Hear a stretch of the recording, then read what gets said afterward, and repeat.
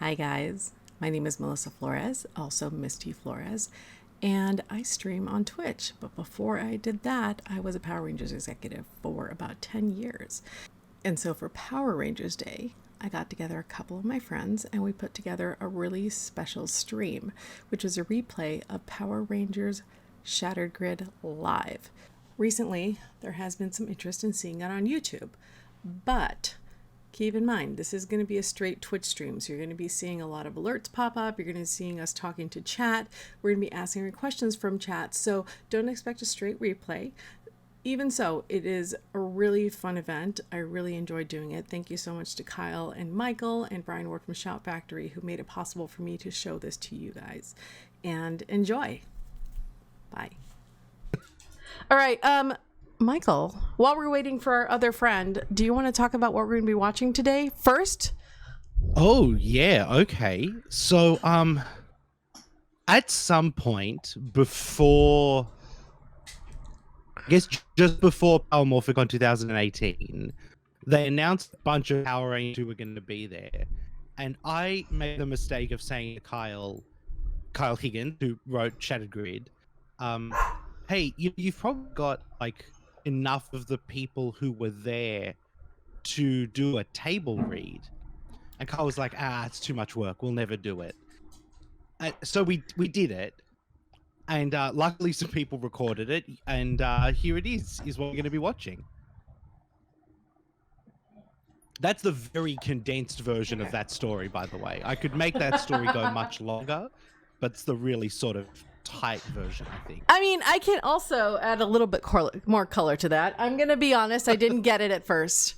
When I was at Saban Brands, it came up to me, Kyle brought it up, and at first I was like, dude, I don't know, man. That sounds like a lot. And he's like, okay, fine. And then we ran into each other at Comic-Con. Yep. And then he was like, well, and I was like, oh shit, yeah, okay, it's cool. So let's do it. And then you guys kind of killed it. So what was really special about this specific cut, that I know that you and Kyle, thank you so much for letting me share it with everyone, because I don't think very many people have seen this. No, it's been top secret. Yes. So this is actually unlisted, which means that not many people have this link. I only saw it because you guys love me very much and I'm special. But I did get permission from Brian Ward at Shout Factory to view this. But what you guys did was we did, you basically took the panel, the wonderful high-res panel from Shout Factory that they filmed and streamed, and you cut in the original art. Right? Yeah, so we obviously had a version of this sort of art presentation that we streamed during the panel so that everybody who was there could look at it. But it's not really focused on in video because the video is focusing on the actors who are doing, remarkable performances, and they're most interesting. But I think we sort of wanted to, really this was just for us. We wanted to see how it would work because, like Kyle, when this presentation was happening, was sitting on the desk in the middle of the room doing all of the narration. I was sitting off to one side with a script with like 300 check marks, noting every time I had to hit enter to make something new appear. So neither of us had actually seen it in the way that it was intended to be seen. And so we really put this together for us, which is why it's not public on the internet. But it's Power Rangers Day, so, It is, and I really appreciate you guys letting us show it. So, first of all, hello to all the new people. I'm seeing a lot of new faces I don't normally see on the stream, so thank you so much for joining us. Thank you for celebrating Power Rangers with us. If you don't know who I am, my name is Melissa Flores. I was with Power Rangers as an executive for 10 years, and I left in February. Thank you for the subscription, Brazam. I really appreciate that Twitch Prime subscription. So since I left Power Rangers, I was such a big part of my life for 10 years. I kind of wanted a way to really interact and celebrate with the fans, and so that's what I'm doing on Twitch. So I got to do some really fun stuff at Saban Brands, and then again at Hasbro. I worked on the TV series, I worked on the 2017 movie, I worked on Power Rangers Legacy Wars, I worked on the comic books, and that is essentially, oh, hold on, I think we've got somebody. Hold on, give me 1 second. Exactly. Now they can see you. So guys, our other special guest today, Kyle Higgins. Hey, how's it going? How are we? There he is. Guys, you're wearing a Power Ranger shirt. I like it. Yeah, it's Power Rangers Day. Hey, where do we go to see this? Like, are we gonna watch this with you? You can totally watch, but you have to go to my stream. So you have a stream? That's what we're doing. You're such an old man, Kyle. This is why I have you, Michael. I know. So if you go to, it's a tweet. No, a twit. I will give you the URL in the Discord. Hold on, and then all you have to do is click. It'll be super easy. Wait, no, I found you. Oh, he found me. But we're gonna be delayed. You're gonna be delayed, yeah, a little bit. So, but that's okay. That's okay. So, guys, joining with us is Kyle Higgins, who was the main writer of Power Rangers for about a couple years of the comic books for Boom Studios. And it's thanks to Kyle and to Michael that we're able to even share this with you guys today. So thank you guys. It's really cool. I'm so excited. Do you want to talk a little bit about it before we get going? I'm squished on your stream. I'm reacting to that first. All right, let me unsquish you. There we go. Look at how beautiful he is. Me or Michael? Both of you. I'm digging the quarantine beards on everybody. Oh yeah, I've had this for a lot longer than that, but that's fine. You know, funny story. I actually didn't know what Michael looked like until I picked him up at the airport. That can't be true. That's absolutely true. There were no photos of you online in all of our. I sent you a photo to send to David Yost, though. Okay, that's fair. Okay, so I had an idea of what you might look like. That's it. Oh my God. Fair enough. All right, so let's talk about the project a little bit. We introed it a little bit, Kyle, already, but if you want to add any color, we talked about a little bit about how it came to be, but I mean, this was absolutely your passion project. So before we press play, what's super special about this specific showing? Right. Well, so did Michael say it was his idea yet? He did. Yes. Yeah, this was totally a Michael idea. And I was back in Illinois, and we have Michael and I have a group chat that the name keeps changing every, 6 months to a year. But Michael messaged something along the lines of like, hey, all the actors are going to be there. Like most of the actors from the that would take place in Shattered Grid are going to be at Power Morphicon. And then Matt chimed in with something as well that was interesting. And it was like, do we actually want to try to put this together, this table read? And so the first person I reached out to was JDF, because I figured, okay, if he wants to do it, that's Draken and Tommy, which is kind of the core of Shattered Grid. Like that's the most important ask. And he wanted to do it immediately. And so then it was like, okay, then I'll start reaching out to some other people and let's see if we can put this together. And it really is, putting together something like this is like herding cats. You're yeah, it is. Just, yeah. I mean, you're asking certain people, and certain people have things they need or want or have questions, and you're trying to answer, and you're trying to distill the information down so that it's the minimum amount of like reading time for everyone. And so we got just some amazing people who committed to do it. And then unfortunately in the 11th hour, as you'll see in the video, the irony is that Jason couldn't end up doing it like 30 minutes before because his line was just insane at the convention. Yeah. I remember that. Yeah. On the fly, I mean, we were like trying to sort out like the night before, like if that happens, what do we do? And so I asked Jason Font ahead of time, like I explained the situation and that, we knew Jason David Frank was only going to be at Morphicon for one day, and so it felt like that could go touch and go, like down to the minute. Will he be able to do it or not be able to do it? And so I asked, that's an uncomfortable ask. You're going to an actor and you're saying like, so you're not the first choice for this, but in the event that the first choice can't do it, is there any chance you could step in the 11th hour here?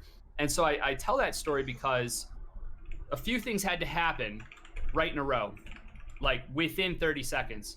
I had to get confirmation for sure. Okay, Jason Frank is not going to be able to do it. B, I had to immediately tell Michael, hey, Michael, swap out the Jason Frank title card for Jason Font. Hey, Melissa, Jason Frank can't do this. How do you recommend I tee it up to the audience that, like, do we just pretend it's just always been Jason Font, or do we acknowledge it up front that Jason Frank wasn't able to do it because of just the circumstances of the convention, or what do you recommend? And then I'm trying to think of the last thing. Oh yeah, and then I tore my ACL. So all of this was happening behind the scenes, and then Barbara Goodson, who is amazing, she was pulling different people in like on the fly to read it, and we didn't have enough scripts and we didn't have enough seats, and so then it was like, well, okay, screw it, we're gonna do it live, we're gonna figure it out on the fly. Again, what's not in the video, you'll see a moment where Ron Wasserman makes fun of me. It looks like Ron falls on stage, and what he's actually doing is recreating the fall I had like 4 minutes earlier. Yeah. Where I blew out my knee, and Dan Southworth and who's Lightspeed Red, Michael? Sean C.W. Johnson. Who I'd never met. They caught me, and I like blacked out from the pain. And I'm looking up, and I remember like then a moderator ran over, and he was like, just straighten your leg, man. Just straighten your leg. I know you don't want to. Just straighten your leg, bro. And Sean and Dan look at each other, and Sean goes, I'm not a doctor, but I feel like you probably shouldn't like move his leg. And in my head, in my delusion, I thought to myself, no, but you played an EMT. And Sean and I hadn't met yet, so that was our first introduction. And then I kind of came to my senses, and I was like, okay, this happened a few weeks ago. I didn't know the ACL was torn. I figured it just like dislocated and popped back into place, and it was like, we've got 20 minutes, get me up, and we can do this before it tightens up. And I remember telling you, Melissa, like, I just did this, and I don't know what's going on right now. And so that's why when you see me reading scenes of this table read live, I'm incredibly focused because I'm in excruciating pain, and it's like an out-of-body experience. Everything else that's going on. Oh, I know. I love that you did. So like, there you go. I had no idea how hurt you were though, because you just like were like, yeah. I fucked up my leg, and then you just kept running. And yeah, that was crazy. I know we lost signal, guys. I'm gonna look in a second. And so Michael, did you set up, or Melissa, did you guys set up what this specific video that we're about to watch is, what version this is? Because this is a really special. Yes. Well, we set up that this is actually it has the art included, but if you want to sell it up a little more, because nobody can do it more than like you can. Well, basically, no one has seen this yet, because this is the Shout Factory stream. But then Michael, 2 years ago, actually, when you see the stream, it's actually 2 years to the day almost, Michael, that you posted just this. a little off probably.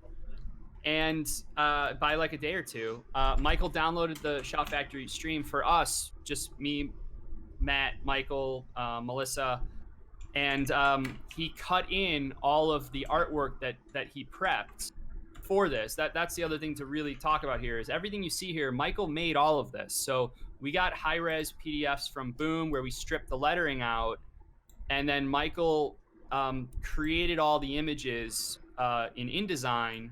Not I shouldn't say the images, but created the cut-ups and the progression of images.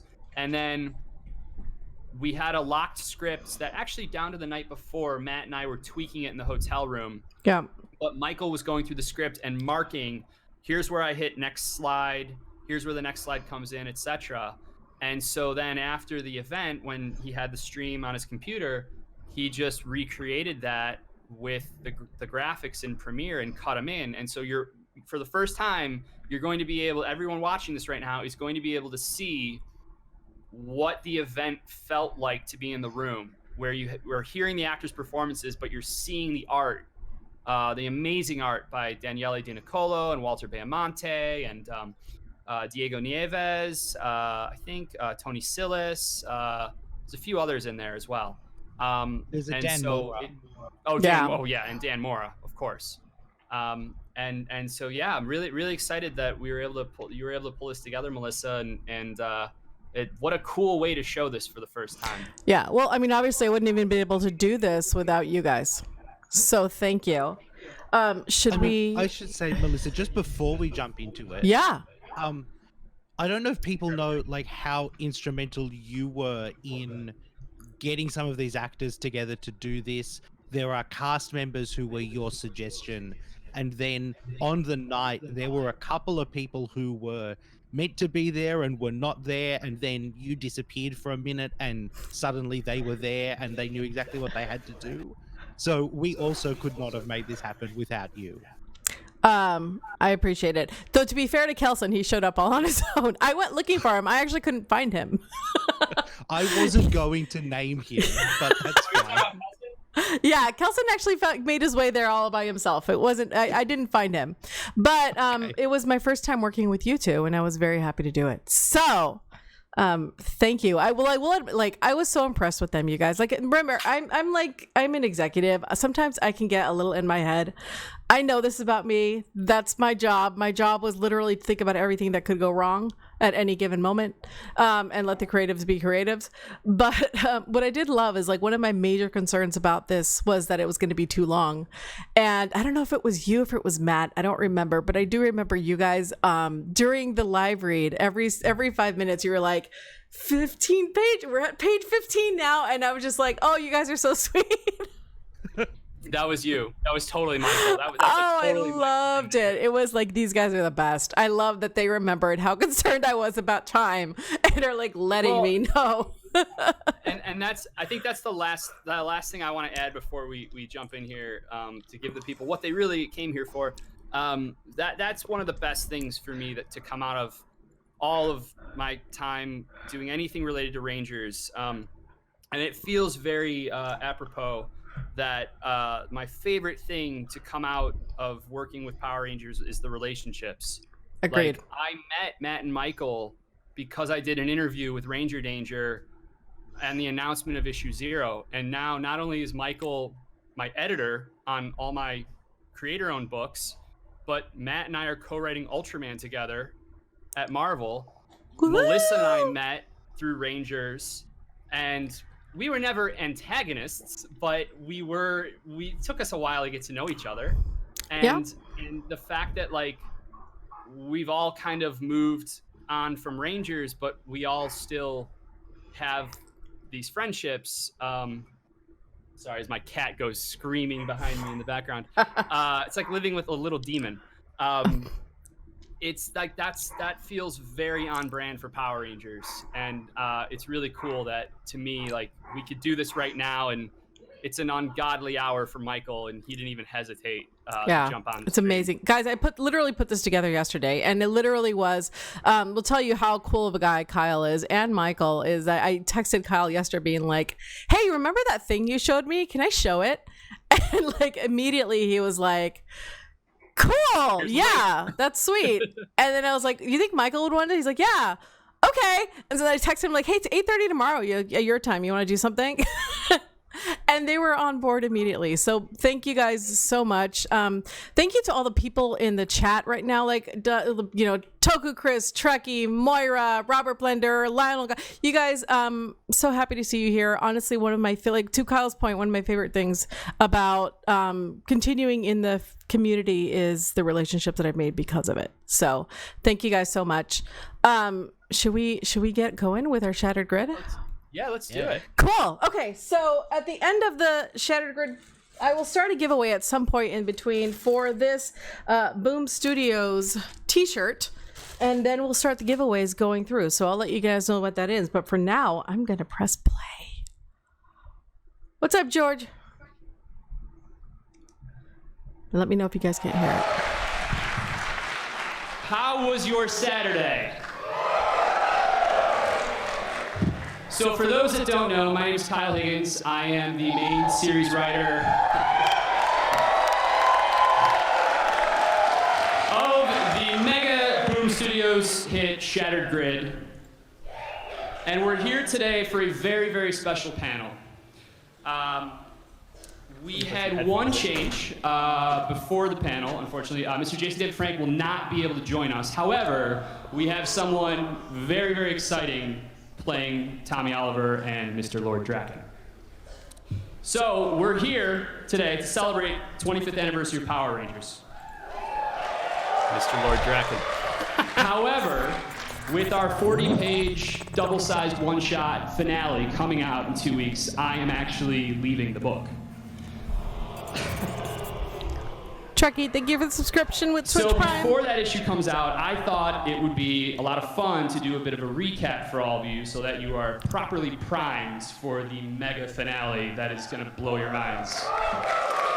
But in order to do that, I'm going to need the help of a few friends. Michael, can you cue the music? Music, please. First up, playing Jason Lee Scott and one of our yellow sentries, Mr. Peter Sidarso.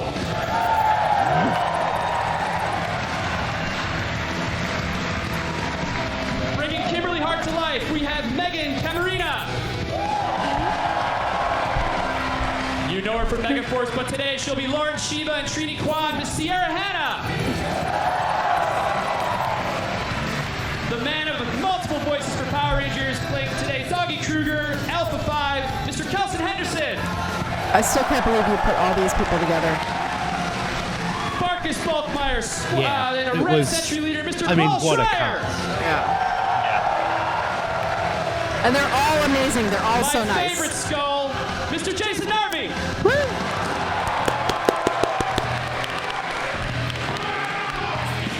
Look on the placement. Thanks for the emotes.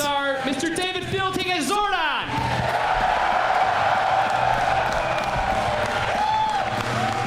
For my money, the greatest Wicked Witch. And here I just started Johnson as Rita Repulsa. Sorry, we had other special guests, And right? for the first time in 25 years, Mr. Walter Jones as Zach Taylor.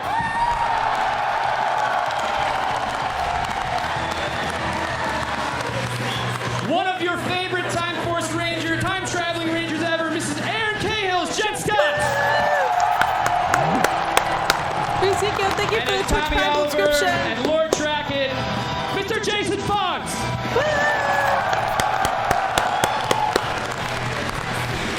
Sorry, I'm getting into the hype. We're also going to be joined for a little last-minute bonus performance by Michael Sorich as Squat, Babu, and Goldar.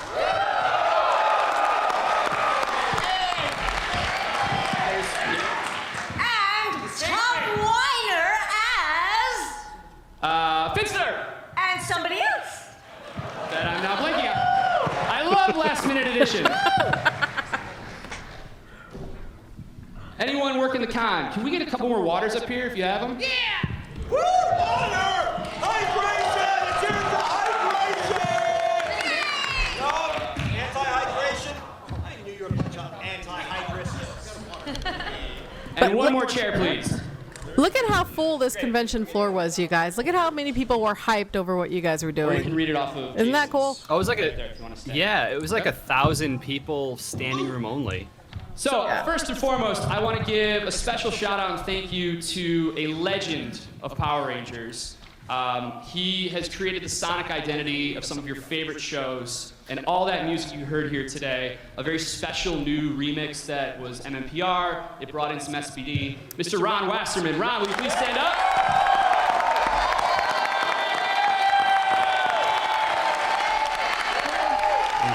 And Here's Ron taking a little pratfall at my expense.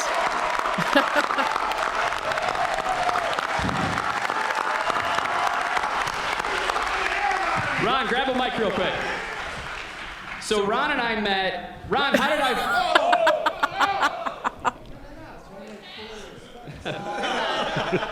That's a good bit.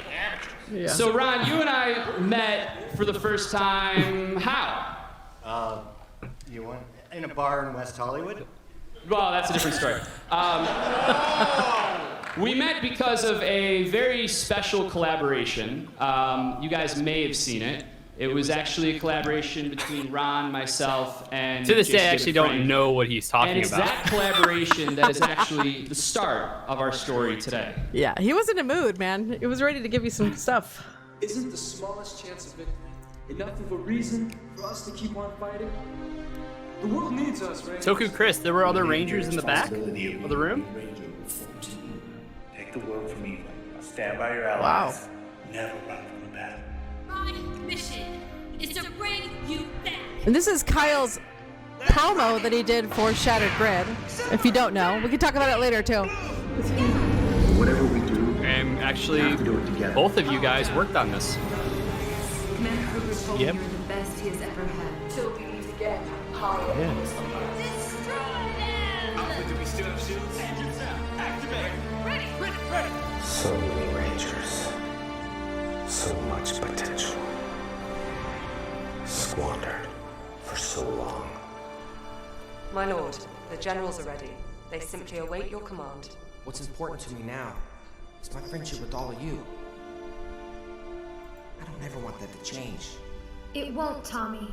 You'll always be one of us.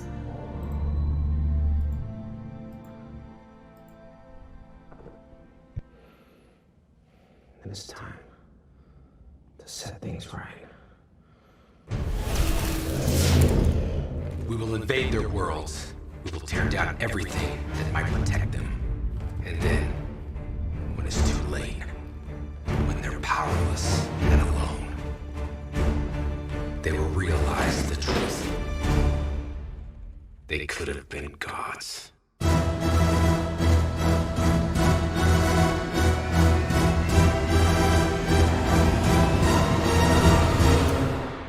My only regret here is that army, you can't really see it, but those are all individual people, and they were all supposed to snap into place together, but it kept crashing the render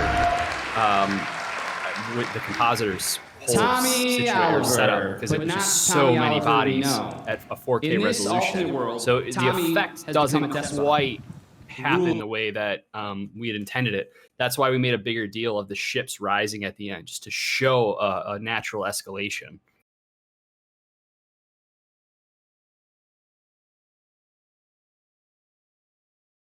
Oh, sorry.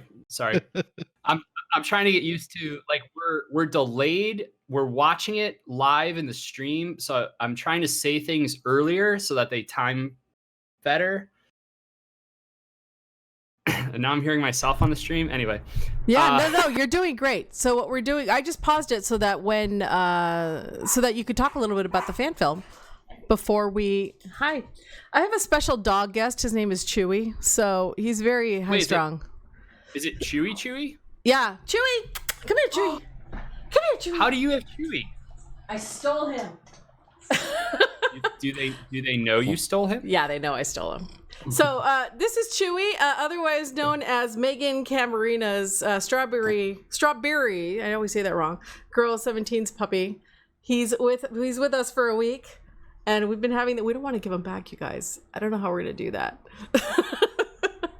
He's so cute. He's amazing. Anyways, but the promo. I want to talk a little about the promo, and I'm also, guys, gonna start the t-shirt giveaway right now. So. If you guys want to enter the t-shirt giveaway, you can do so now, but let's talk about this promo because this was a big freaking deal, right?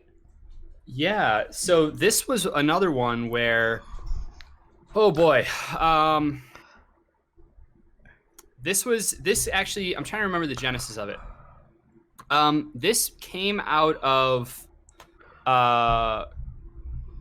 really this came out of JDF to start, because at that point he and I were really close, and we would text all the time, and he was the one kind of on me saying like, dude, we should do something with Draken. Like, we should do something with Draken. Like, I'm doing these conventions. People keep asking about Draken. Like, no one's done live action Draken yet. Like, someone's going to do it. Like, we should do it. And I kept telling him, it's like, yeah, but I can't do like, I'm writing the official book. I can't just go make like the equivalent of like a fan film. You know, I mean, I'm not able to, since I write the book, I'm not able to go do what like Bat in the Sun does. And I mean, no disrespect to them whatsoever there.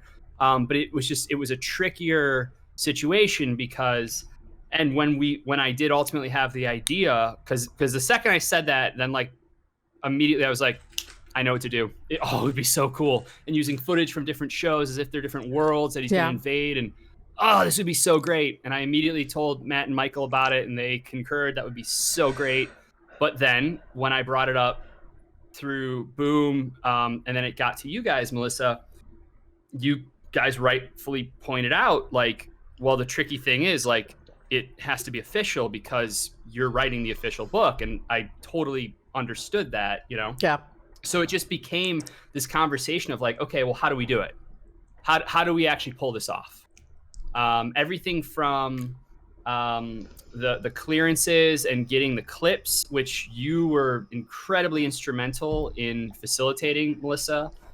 Then figuring out what clips we wanted, figuring out the technical components of that, because there's no way to strip the music out of the clips just based on the way they're archived. And then from there, it's like, okay, can we actually pull off the shoot? Can we make it work in conjunction with JDF's schedule?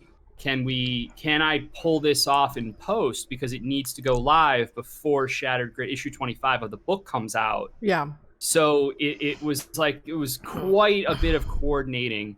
But everything you see here in this short, we filmed in one day, and then we had it live online. And again, to your credit, Melissa, you really you made the approvals process real seamless on it. We had it live online within 4 weeks.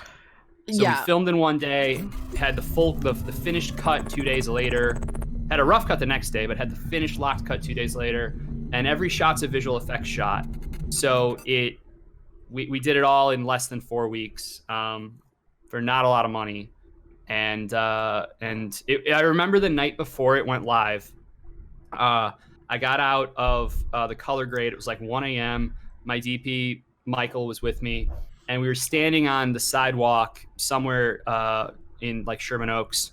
And I remember telling him, this is a really weird feeling because on this hard drive right now in my hands is a thing that no one knows exists.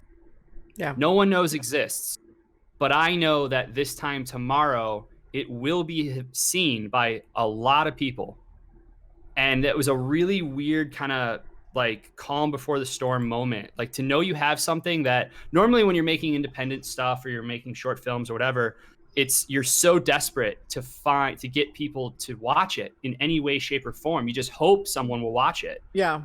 But to have a short where you know this will absolutely create news was a really cool, special feeling. And yeah, I'm just so glad we were able to kind of just all will it into existence. And Melissa was there. Melissa was on set. She brought the Lord Zed staff, the Rita Repulsa staff, which if you squint, you can see the Rita staff as an Easter egg hidden in the back of Draken's throne room. But this was this short, and really a lot of things on the book, including Shattered Grid Live, including Hyperforce, even including the video game Battle for the Grid. Those are things that just do not happen they do not happen at Marvel and DC. If you write the comic, that's all you do. You're not consulted. You're not involved in the process.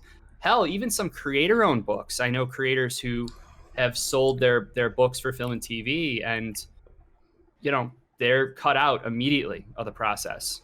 And that was a really cool thing about Power Rangers, is that you and Brian were either crazy enough or smart enough to go, well, Kyle hasn't screwed up yet, and he seems to make cool stuff. Like, why don't we let him do this? Why don't we have him come right on this? Why don't we utilize this? Whereas in past experiences I've had, it's like, okay, you did a comic, cool. Like, why don't you go sit down and let the adults talk now, you know? Yeah. Well, I mean... So I don't think a lot of this would have been possible on any other property, is my long-winded way of saying that. I appreciate that, man. Honestly, I think it wouldn't have been possible without you guys. You know, even, you know, what Michael did with the boom room, or Ranger Danger, sorry, with Ranger Danger. Yeah. I mean, just the way you guys dug into the episodes or the issues I learned stuff, and I was working on the freaking book, you know, so it was so cool to hear. And, you know, as an executive who's on the other side of it, there's something, you know, but as somebody that also is creative, I sometimes, you know, get so jealous of that process that you guys have. And what I love about discovering different parts of you, especially Kyle, was that, you know, we worked together for a long time, and by that time we had been working together, a year and a half now. So, but I knew you as a writer. And, you know, I don't want to say I know what you can do, because I feel like you can always do more and you're constantly surprising me. But discovering you as a director was like the best part of that day for me, just to see how you were doing. It was just so cool to see these different parts of you. And so I think that's what, you know, even the Shattered Grid Live, which we're going to continue in a second, you know, I was telling Mike, I had my doubts. I was like, I don't know how they're going to pull it off. Like, that's a lot of people to wrangle. And like, but what you guys did and how you did it, I mean, just, if we trusted you, it was because you had earned it by that time, but it was also the surprise and professionalism you brought to everything you did was always so impressive. I appreciate that. So thanks to you both. Should we keep going? So should we show should we show the people all of Michael's hard work here? Yeah, let's do it. Here we go. And some other people's hard work. Yeah, but you worked very hard as well. Yeah, and lots of other people aren't on this Discord, Michael. That's fair.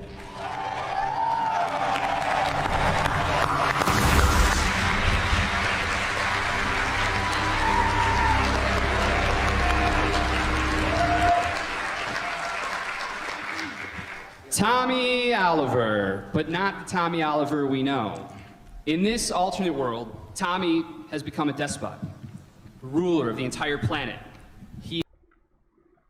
Uh-oh, what happened? He is Lord Dragon. There we go. So how does that come to be? Well, in this world, like ours, Rita Repulsa did use her dark magic to put him under control and turn him into the evil Green Ranger. And in this world... One second, guys. I think it's catching up with the stream.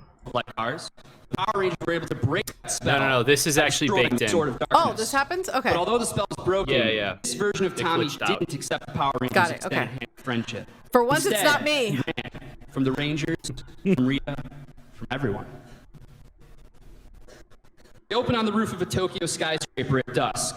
Tommy, tired of running, throws his helmet down and sits on the edge of the roof, wiping tears from his eyes.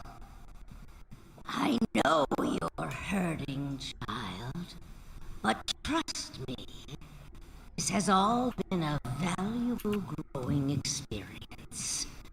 If we choose to look at it that way. Tommy turns as Rita appears behind him.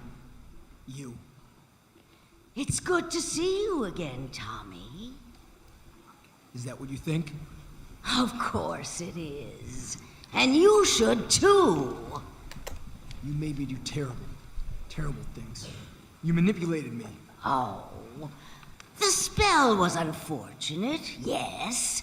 However, there wasn't much time to get you acclimated. This is a war to remake the world, Tommy. And to put it on Earth's terms, I've just given you an atomic bomb. I don't want to do it. I don't want anything to do with you. You don't know what you want, which is why you're jumping from city to city, moping by yourself. Don't think I haven't noticed. Each place you've been has been somewhere you spent time growing up. You've seen hard times, child. You understand just how cruel the world can be. That's what makes you strong. That's something the others will never truly know. You know, I'm reminded of another young man I once saw greatness in. It was a different time, many, many years ago, on the 46th planet in the Toki system. His name was Draken. He didn't think he was ready either. But I knew he was wrong. And when we pushed him into action, he proved just how worthy and fantastic he was. He helped me conquer the planet. He brought peace to the system.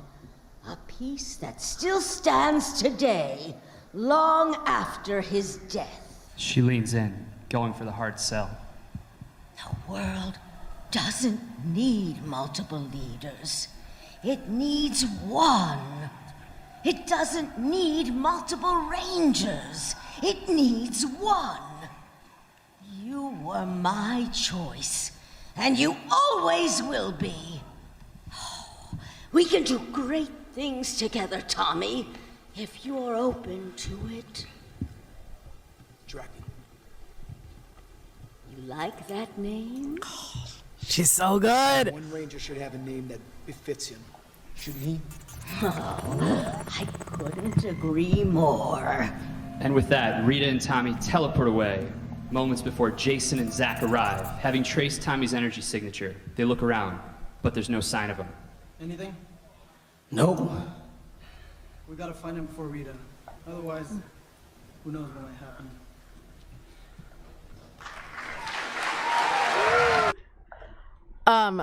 Just have to stop for a second to say how freaking good is Barbara Gordon here.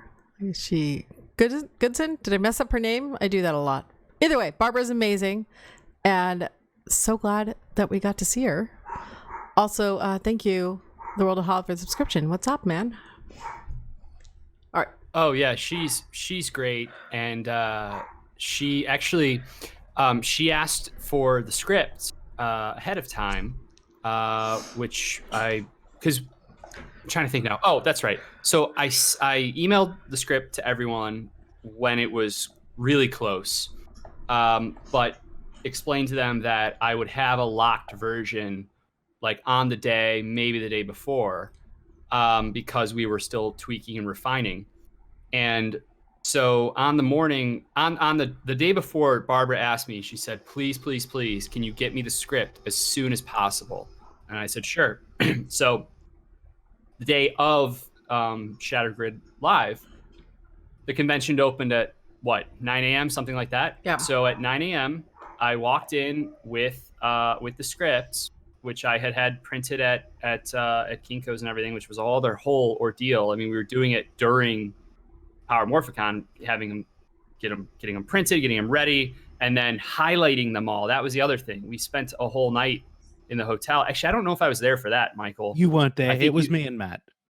Yeah, you guys, Matt and Michael highlighted every line in each script as it pertains to the actor whose script it was, so that there's no way that someone could miss a line, because they're literally, if you're reading along, it's like, oh, here's my line and it's highlighted for me. And on top of that, we also thought there was a shot that, again, JDF wasn't going to be able to do it. So we wanted to make sure all the Drac and Tommy lines were highlighted so that Font, if he did it, he was reading this cold. So by the way, just keep in mind that scene right there, Jason Font has never read any of this before. The upcoming scene that he's playing, he's never read any of this.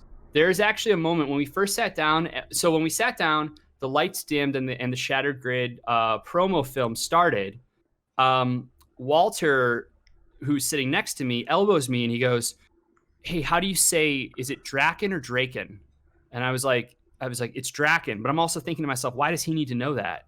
And then I see him turn and say Draken to Aaron Cahill, and then Aaron says to Font, it's Draken, and I go, oh yeah, he doesn't know. He has never seen this before. Oh my god. And that whole first scene is about the genesis of the name Draken. So he's reading ahead on the fly to see what he needs to prep for. And pay attention when we get to the death of Tommy scene, because you can hear in the background, you can hear this, you hear all of a sudden, you hear, oh shit. It's because Font has turned and looked back at the screen and sees a sword through his back. So as he's performing it live, he's going, am I dying? Oh, I think I'm dying. And then he's having to adjust on the fly. Like, total professional, total pro. Oh my god. All right, well, let's watch it. We'll talk about that at the end, actually. No, you sure? Sorry. Real quick, the whole reason I brought this up is because I give the script to Barbara at like 9 a.m. and she went through and she likes to add cadence in her scripts. So she went through every single Rita line to figure out where she was going to put her emphasis. She's a voice actor. She's a total pro. She's been doing it a long time. And it was so awesome to see when we did the table, when we sat there for the table read, I looked over and I saw her script and it was all marked up. It was all marked up because she wanted to bring it all. She wanted to nail it for the fans. She's amazing. Okay, Michael, you sure you didn't want to talk about what you were going to say, or did you want to wait? Yeah, well, I was going to, Kyle, you know the Finster story, but we might save that for the end when it comes up. Okay. All right, I'm going to press play then. I do know I know the story you're talking about. That is yeah. Yes. All right, here we go. In the years that followed, Rita Repulsa groomed Tommy, now going by the title of Lord Draken, as they slowly but surely conquered the world, side by side. On one fateful day, Rita and Draken led their forces in an all-out assault on the command center. On that day, the Power Rangers fell. They lost Jason, they lost Billy, they lost Zordon, they lost their home and their powers. They lost everything. In the aftermath of the battle, we open on the rooftop of the destroyed command center. Draken stands, looking out at all that he's conquered. Rita approaches from behind. Zordon is gone. The Rangers and their last stand have been crushed. This is a big day, Lord Draken. You've made me very proud. Thank you. You don't seem pleased. I had a lot on my mind. Well, tell me, child, what troubles you? Zordon. He chose children for a reason. Their hope, their optimism, but also their naivety. Their ability to be controlled. Draken steps towards Rita, moving in close. Eventually, though, every child realizes the truth, that their parents, for all their strengths, are incredibly flawed. That they have feet of clay. That in many ways they hold us back. Eventually, every child realizes they must grow up. What are you? Rita looks down to see the dragon dagger buried in her chest. Oh, impossible. Oh. You gave me these powers, Empress. It's only fitting they be your end. Rest now. Your time is done. Draken reaches down and picks up the dragon dagger, as well as Rita's staff. He stands and turns, looking out over his new kingdom. I will continue what we have started. And continue he did.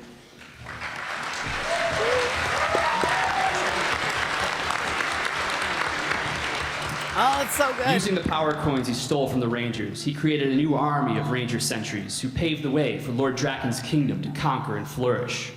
But while there were no more Rangers, there were survivors who refused to submit. There was a resistance. We open looking through the eyes of green-hued binoculars, out across Draken's Angel Grove. Two giant statues of Rita Repulsa and the Green Ranger tower over what's left of the downtown skyline. How's Zone 1? All clear, though Rita seems slightly shorter today. Zone 2? Recon is reconning. I've got 4 trunks, peacekeeper formation. Zone 3's active. 2 kitties on contraband. Yeah. I'm not gonna put that in the report. Trini gets upset. Zone 5 is very secure. Why don't we have a Zone 4 again? Draken blew it up. And Zone 6? Looks like they've doubled the putties on the east wall. Man. You know, I used to hate that place. Now I'd give just about anything to go back to high school. We now see he was looking through the scope binoculars. It's Kimberly on the roof of a high, bombed-out building as Bulk watches her back. Yeah, I used to think life was tough, but I didn't know what problems were. Do you remember that awful lunch we had every day? God, I loved whatever those chicken nugget things were. Terrorizing freshmen, sleeping through detention. Long hair, bright clothes, hanging at Ernie's. You know what I miss the most, though? Mr. Todd's history class. What? You slept through that one too, didn't you? What, are you kidding? I love that stuff. The Crimean War, Barton Mitchell. Man, history's the best. Really? Wow. I never would have guessed. Crazy. This You is were such a history Ryan buff, scene. I love pretending it. To be Yeah. a big dumb bully. And you were a spoiled valley girl who was actually a Power Ranger. Weren't secret lives fun? Look, I know it's a little late, but thanks, Kim. For all the times you probably saved the world and no one knew about it. I'm guessing it was a bunch. Yeah, well, we didn't do it when it mattered. Hey. Bulk puts his hand on Kim's shoulder. Come on, don't do that. Come on, back in school, I would have given anything to be a Power Ranger. Anything. Superpowers, a secret identity, drive around a big metal lizard. Sure, the world had to go to hell for me to finally team up with the Pink Ranger, but I'm here. And you're here. And I'm telling you, we're never gonna stop fighting. I'm gonna have a special round of applause for Ryan Parrott. By the way, Bulk the history buff is still my favorite thing ever. FYI. So. Yeah, rightly so, I think. Yeah. Yeah, absolutely. Guys, so the raffle is over. I'll pick a winner sometime in the next few scenes, and then we'll get started with the second giveaway. Okay? It's one of my favorite scenes in all of Shattered Grid. It's from Go-Go issue 10 or 11, Mr. Ryan Parrott.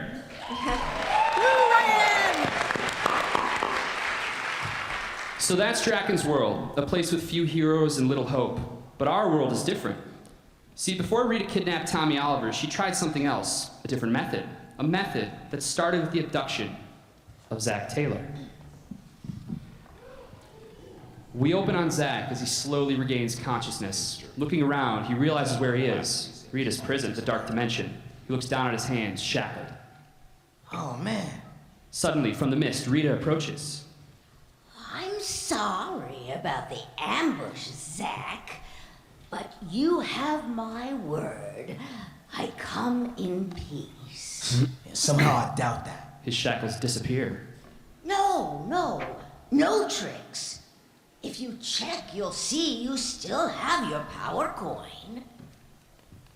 Of course, you can leave at any time, but if you're at all interested in what I have to say... What is this? I just want to talk. I was impressed by how you handle things in Italy, Zach. And I wanted to congratulate you, personally. After all, you're the real reason the Rangers won today. It was a team effort. Yeah, sure. But you were the one piloting the Megazord when Jason decided to run off to be a glory hound. Without you, my Da Vinci monster would have stomped on him and the Prime Minister. Yes. You know, I think we may have gotten off on the wrong foot. Why don't you let me show you something? Rita opens a portal in mist.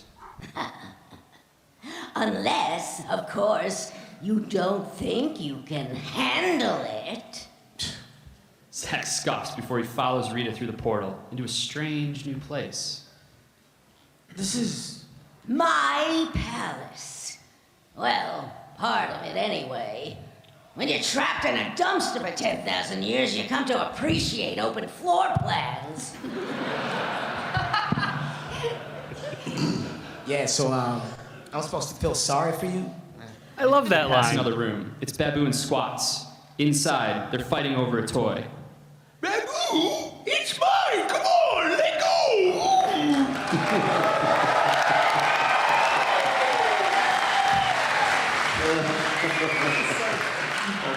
Oh, them. Look, I don't want all this destruction and bad blood between us, Zach. But Zordon has given me nothing of a choice. Without even looking, Rita uses her staff to zap the object Babu and Squat are fighting over, incinerating it.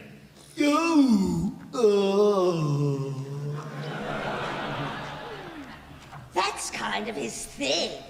I mean, he doesn't really give people Melissa, choices. can you pause it? Goldar. Yes. Done.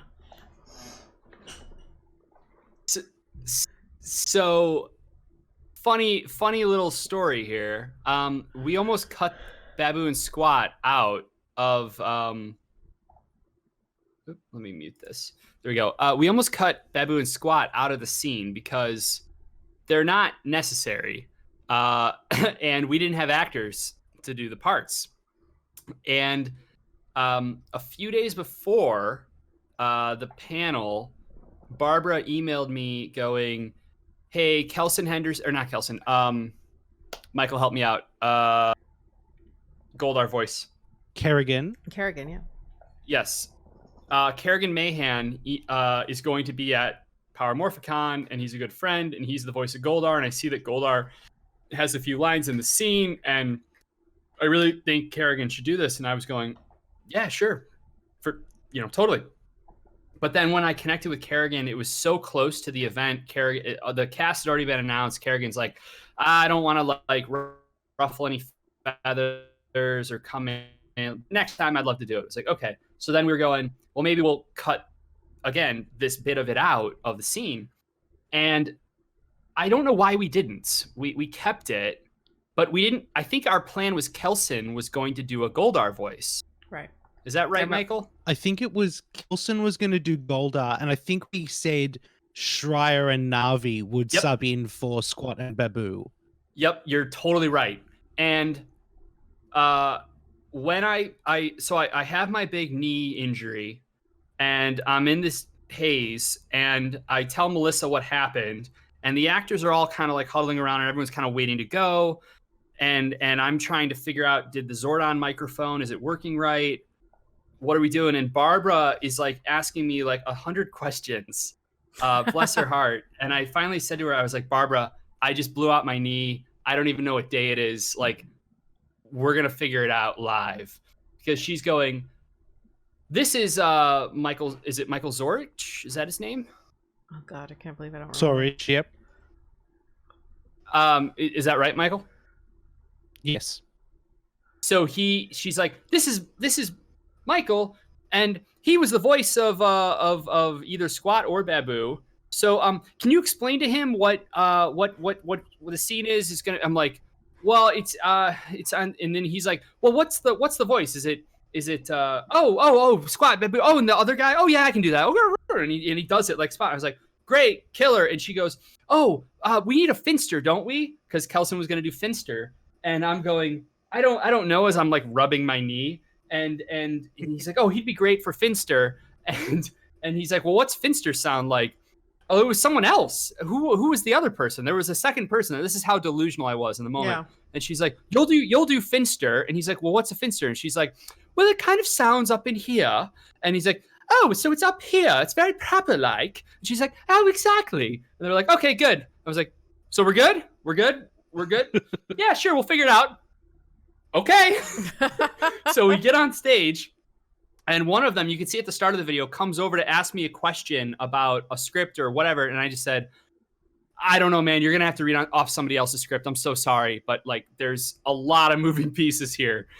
And so we get to the Squat and Baboon bit, And that first, oh, bamboo is mine. Just the noise he makes, I mean, you could hear it, just brought the house down. It was so great.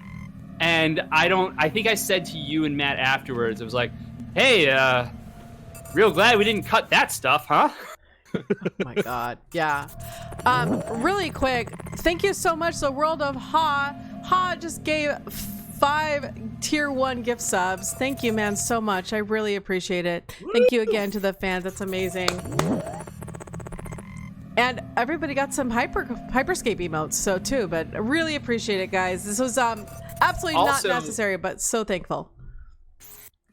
Also, Melissa, I want to throw out there, just to incentivize people even further, at the end of this, I just decided I'm going to showcase something brand new that no one has ever seen before publicly, and you guys have no idea what it is.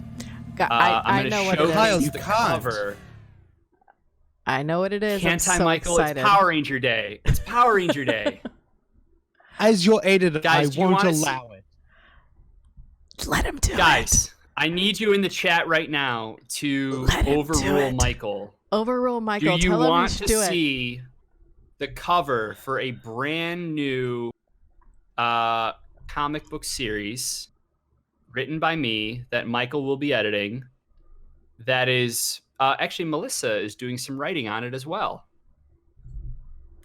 I think. Well, you everyone's should saying show it. Michael, I think you're overruled. All right then. Okay, but you guys, but you'll keep it a secret, once. right? Yeah, just between us. But the internet, you guys will keep it. You guys will. Current poll: overrule Michael. Okay, Story all of right. my Stick life, around. All right. So at the end. Yeah, Michael of gives this... me notes, and I go, Matt, can we overrule him? Just kidding. I'm kidding, Michael. I love you. At the end of the Shattered Grid live reading, before we start watching fan films, Kyle is going to show us something very special. So, and all I will say is this: if you like what we did on the Power Rangers comic book, I think you will very much like the new book I'm going to announce live on the internet. It's pretty awesome, you guys. Okay, should we keep going? Oh, hold on, Michael. Yeah. Channel 19 says he doesn't want to cross a wizard. I was ignoring that, Kyle. We're not going to address that. Do you know that Michael's wizard name is actually WJ Shotenpenny? No. That's not. We're not going to make this a thing. The wascally wizard, known as WJ. No? To live on the internet now. Melissa, would you mind playing it so that we can... Yes, I do. I do mind playing it. I'm trying to end this giveaway. There we go. So I don't have to keep pausing it because I know you guys are waiting for this. I'm going to pick the winner for this t-shirt right now. So, the winner of this, in honor of Kyle and his secret surprise, the winner of this Power Rangers t-shirt, actually I should show you what the art looks like, huh? Never been worn, obviously. So the winner of this t-shirt is... Da-da-da. Did it pick one? Ooh, that's pretty. Yeah. Did we pick a winner? Did it go? Yes? No? Maybe so? I can't see. Let's see. Oh! Well, I would do it, but Lammy Wim just gave 5 tier 1 subscriptions. Thank you, Lammy Win. That's my girlfriend, guys. She's cool. All right, I'm gonna... Hold on. Why is this not working? Sorry, guys. 1 second. All right, so prize assigned. Who won? What the frickety frack? Seriously Pan, I think, won. Yeah, so the winner is Seriously Pan. So congratulations, Seriously Pan. You won the t-shirt. So I'm going to go ahead and put this back in the bag for you. And then if you could please send me via DM your information as to where to send this. And I will write down that you won. And in the meantime, I'm going to press play. So joins Rita. You're the ones who started attacking our world with giant monsters. What choice was there? My Empress didn't start making them big until Zordon got Zord. You don't know the whole story. That's a lie.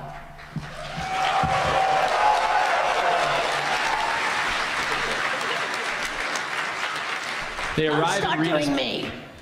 They arrive in Rita's main room, where her throne and orbs sit. Also, by the way, All I'm looking down at my trying phone to because I'm literally say is texting with that Ryan Parrott right I now. believe Oh my people God, need should we to bring him in? reach their true potential. Yeah, he's I'm watching. also texting with Ryan right now. Leadership, that can Does Ryan want to come in? Earth can thrive. I should have brought Ryan Yeah, I'm in. not sure thrive means what you think it means. Oh, just look at your world as it exists now. Is it see if I can really have him. that great of a place? In the orb, Zack sees the fallout of the recent battle. And that's to say nothing of the aftermath of our skirmishes. But we can make it stop. We can solve this world's problems. I think you can be more, Zack. You should be more. Rita begins conjuring something. And on my team, you can be. She holds up the object, the dragon coin. I know what it's like to be a second in command, who has what it takes to be lead. You and I are kindred spirits. And make no mistake, that's what I'm offering here.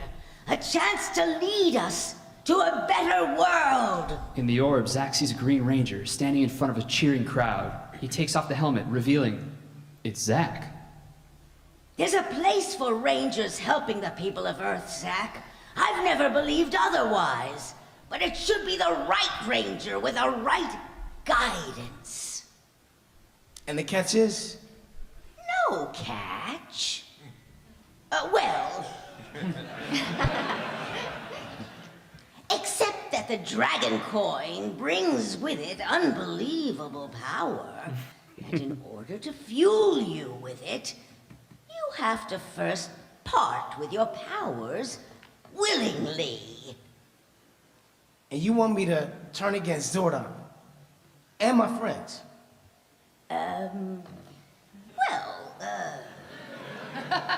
Once we secure the world, your friends will see that you did this to help them. They'll understand, Zack, and that you did it for the good of everyone. Zack looks back at the image of the cheering crowd, and then looks down at his own morpher with the Mastodon coin sitting inside it, framed by the words, Power Rangers. You're right. We should be doing more. Goldar approaches to take Zack's Mastodon coin and give him the much more powerful dragon coin. Very smart, Zack. You're making the right choice. I know. Zack surprises Goldar with a punch, knocking the dragon coin out of his hands. Oh, you That's ungrateful a real brat! good Goldar voice. Zack for doing catches it, and on the Rita fly, uses her right? staff to electrocute him. Yeah, he's amazing. The coin falls. You have no idea what you're turning down! Yeah, I'm pretty sure I'm good. Destroy him! Goldar grabs Zack, but Zack knocks him back and uses his communicator to teleport out of Rita's palace and back to safety. I love that line.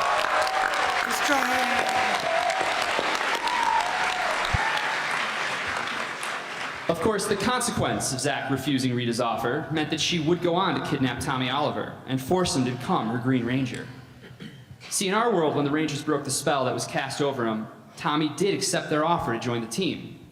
But that doesn't mean the team was a cohesive unit right away. Actually, it was an attack from a mysterious new foe called the Black Dragon that led to the command center being invaded, Zordon being lost, and a very narrow Ranger escape. The new team was facing its most strenuous test yet.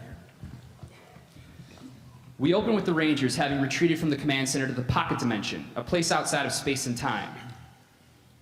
I don't even know how to describe what just happened. It was like someone was peeling my skin off with a knife. I didn't know our powers could be separated like that. Are you okay? Yeah, just rattled. Where's Billy? They all share a look. Oh no. You knocked me free. right before we started teleporting. Did he make it clear? I thought so. Did he or didn't he? I thought he did. I don't know. Jason, we gotta go back before they... Jason uses his hands to channel the energy of the pocket dimension to create a viewing screen. An army of putties march on the command center. They're already there. Great. This is just... We lost Zordon and Alpha.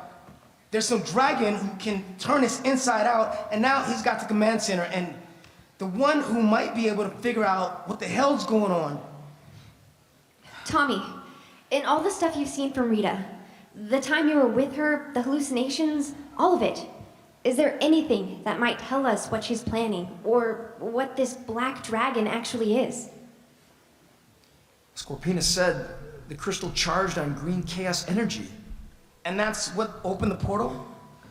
Yeah. Brian's working, he can't come. So, but next time. This dragon thing is tied to you somehow. Somehow. But you have no idea how. No, Zach, I don't. Oh my God. If you guys don't chill out, somebody's gonna slip on all this testosterone and break their neck. We're supposed to be a team. We're supposed to be friends.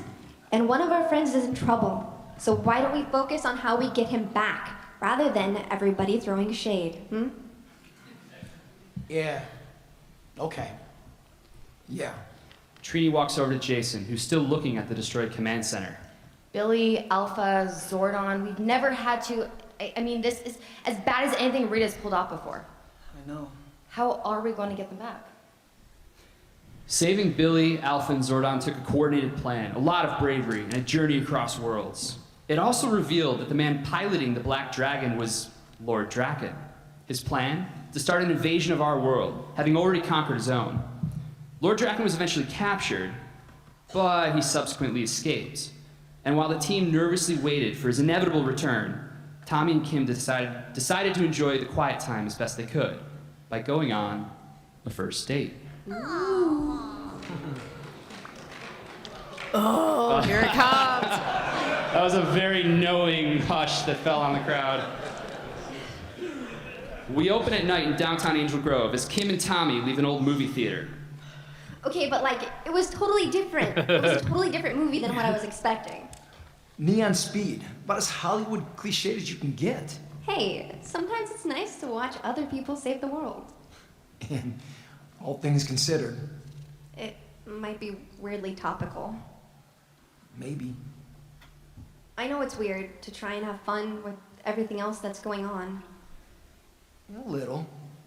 But we're going to beat him, Tommy. At whatever his game is. I truly believe that.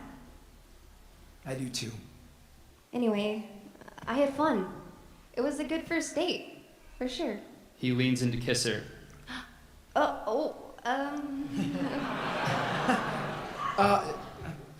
Sorry.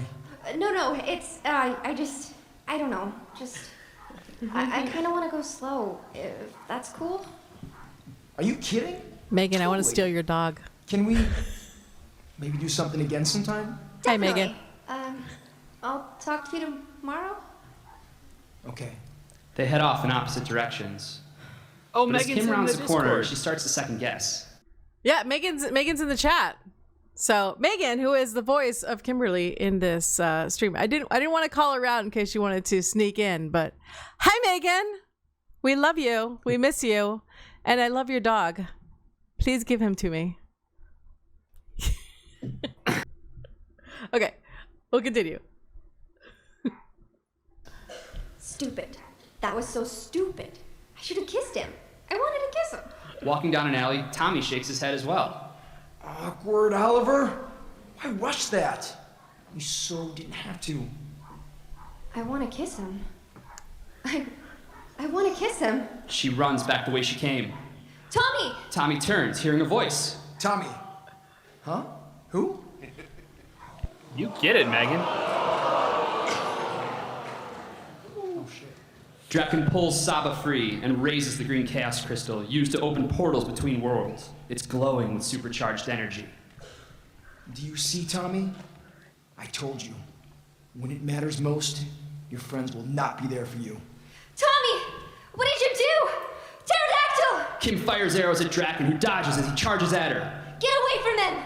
Oh, little Ranger, you have no idea the mistake you're making. Suddenly, a giant burst of light and wind takes over the alley, blinding everyone as Jen, the pink Time Force Ranger, emerges.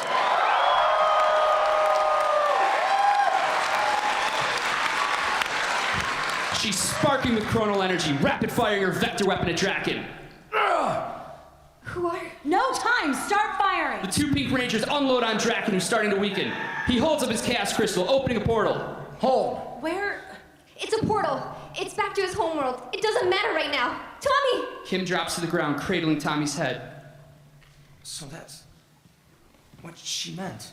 Tommy, it's gonna be okay. Just stay with me. It's okay, Kim. So...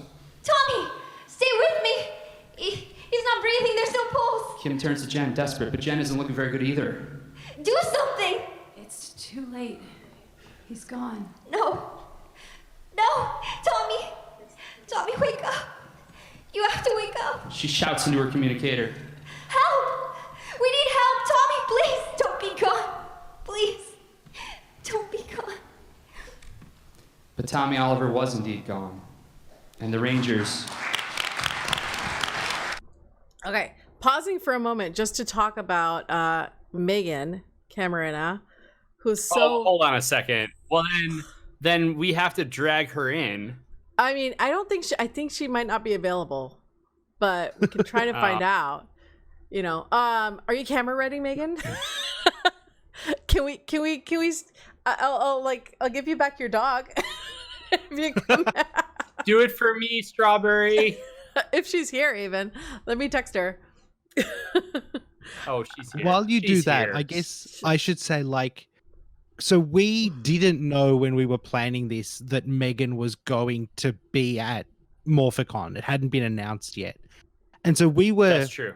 We were throwing names around for Kim, but we didn't really have like anyone that really was a lock that like made a ton of sense. And then I think at one point, Kyle, you had been chatting to Melissa, I think is how it happened. And Melissa said, well, you've got Hyperforce Red, Peter Sudaso, playing MMPR Red Jason. Would it make sense to have Meghan as Hyperforce Pink sub in for Kimberly? And we were like, yeah, sure. And then she But did there's also this. there's a second component of that. There's a second component of that. So everything you said there is totally true and accurate, but Melissa behind the scenes also was telling me, have you watched the final episode of Hyperforce, which Michael, you had seen, because I asked you this and you totally were like, yes, 100%. And Melissa said, Meghan blew us away in the last episode of Hyperforce. Like, she can really act. And so it made the choice very easy. And to Meghan's credit, and I love her to death, I remember on the day of the reading, she and I sat down in the green room for like 20 minutes, 30 minutes, like to go over the script because she wanted to just kill it. And like that is just so awesome. Anytime, like as a writer or a director in general, anytime an actor, and you know, and most are like this, but not all, but anytime they truly want to get into the material, like it just means the world, you know? And this scene and the future scenes. Oh, are you here? Are you on? Yeah. Oh, you weren't supposed to hear all that, Kimberly. Oops, my bad. How are you? Good. How are you? How's your guys' quarantine? It's quarantini. Quarantini with extra olives. Always. Come on. Well, thank you for the nice things that you said. I remember being so freaked out that day. Really? Yes. Oh my gosh, Erin Cahill. No. Yeah. She came up to Wait, me no? to say hi, and I was like, I had so much anxiety. I could barely breathe, and I think she thought that I like was like being rude, or she was just like worried. She was like, oh gosh, that was weird, because I like didn't properly say hello to her. I was just like, I'm so nervous. Yeah. And then after the fact, she was super, super nice, but like I just was like, oh, it was all the Rangers and they were all talking to each other, and I was just on the side of the stage. Like I needed like a brown paper bag to breathe in and out of, because I was like, this, I know this means so much to everybody, and I don't want to mess it up. Yeah. By the way, Chewy's going crazy because he's hearing your voice. Oh. Aww.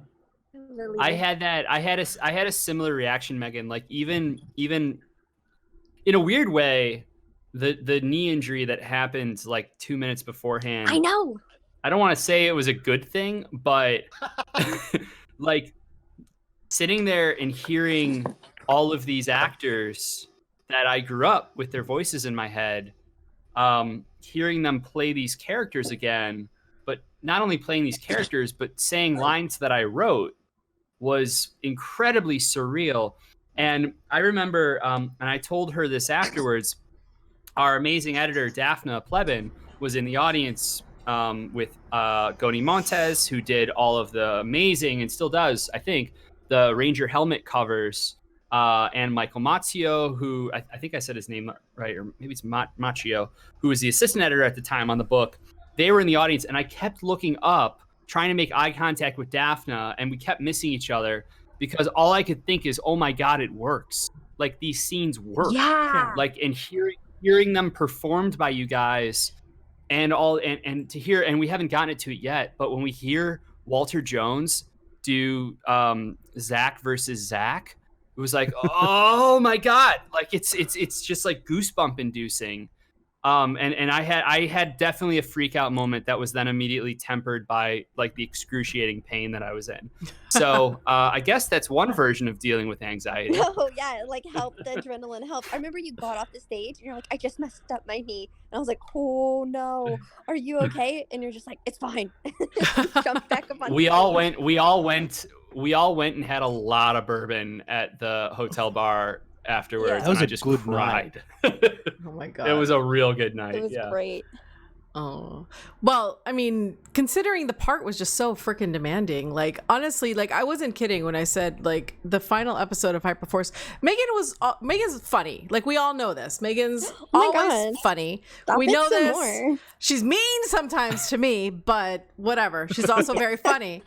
And we all know this about her. We know that was, Chloe, but, like, the dramatic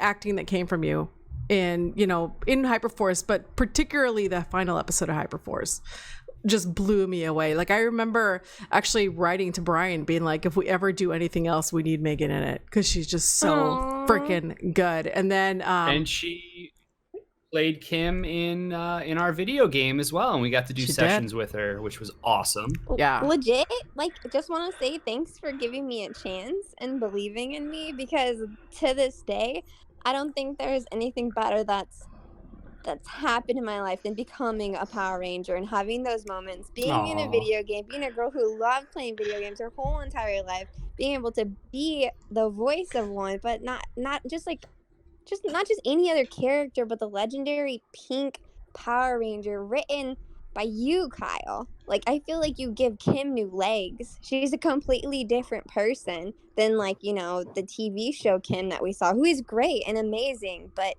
she's just upgraded when she's, like, written in your care. And that has been, like, an honor and a privilege. So just thanks, Melissa. Thank you, Kyle. No, I think one of my favorite things out of Hyperforce was actually just being your friend, Megan. Seriously. So. Melissa. Aww. That's so nice. All this, but Megan, you can't let this go to your head too much because I can't afford your new rate for my next movie. If you up it, like so please, like Friends and Power Ranger discount, like just keep me in mind. That's all I ask. This goes both ways, Kyle. We got projects that we're working on, and if we come call through, me. You have my number. All right. I mean, what do you think I'm buttering him up for, Megan? Melissa, we can't talk about this on your stream. Well, Megan, at the end of the live table read, I am going to be debuting the cover to a brand new creator-owned series that no one has seen yet. But if you like Power Rangers, I would venture to go on a limb and say you might also really, really dig this. And so I'm going to debut it here on Power Rangers Day on the stream. And so I think there might be some future opportunities for us to work together again. What? That's all I'm going to say. I just got chills. That would be the dream. And also, congratulations. I got to stick around. I'm supposed to go to dinner, but I might need to cancel it just so I can. Oh, no. Oh, you don't need to eat. Come on. You're right. Here, I'll Postmate you. What's your, I've got it. I was going to say we could just sent you food. It's fine. Send Meghan the thing that you're going to announce, but I guess sending dinner would work just as well. Oh. Okay. All right. Yeah. All right. Fair enough. All right, should we keep going so we can get to that Yeah, we special should moment? keep going. Yeah, let's do it. Here we go.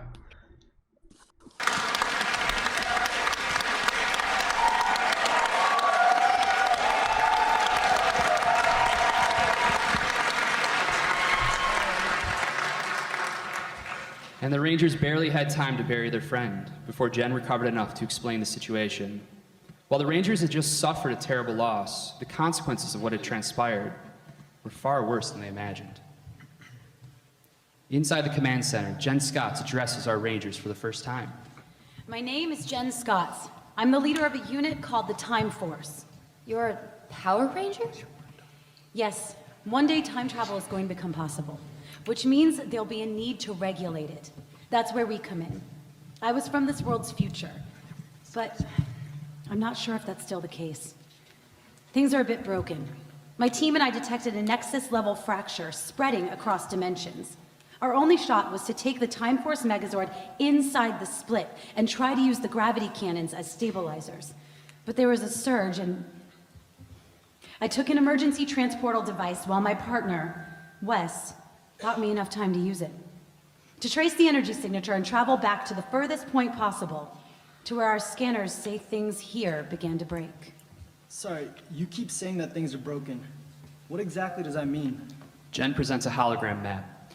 It's a linear timeline with small symbols to denote each era of Power Rangers. This is a timeline of this world that shows all the Ranger teams that follow in your footsteps. Normally, I wouldn't show you something like this, but the situation is dire.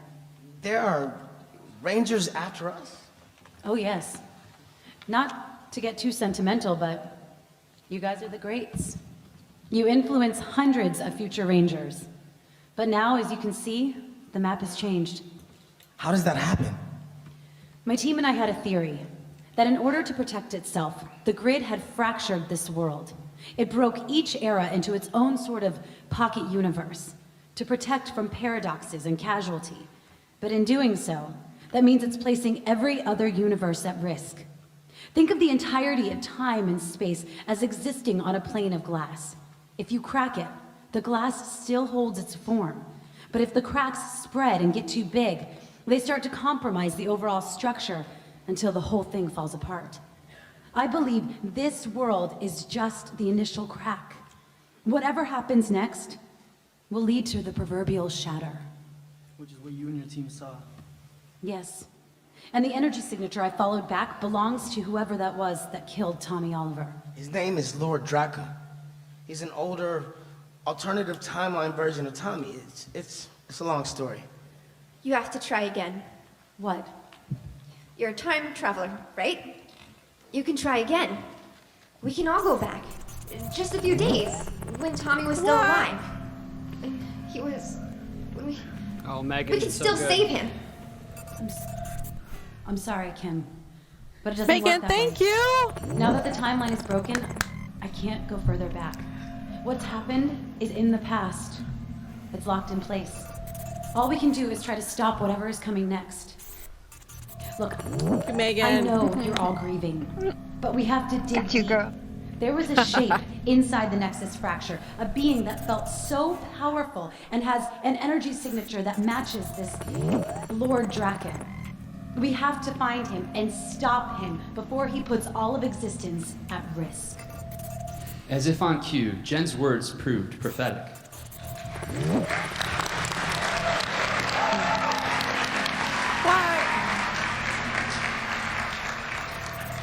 Draken and his sentries moved across dimensions, conquering Ranger teams and stealing their morphers, growing his army even further. And back on his own world, Draken's army scored another victory, That was capturing the leader of the resistance. anything with Erin Cahill is always like too dope. Dude, she's like, I'm platonically in love with her. She's amazing. Yeah. She's the nicest person in the world. And so down. Like, I remember the first episode of Hyperforce we did with her. She, like, I mean, it took guts. Like, it was just literally the strength of my relationship with Erin for her to just say yes to Hyperforce, because she had no idea what the heck she was being asked to do. Which for an actor is terrifying, you know? Mm-hmm. I want to tell you guys a quick Erin story. Oh, sorry, Melissa, when you're done. Okay.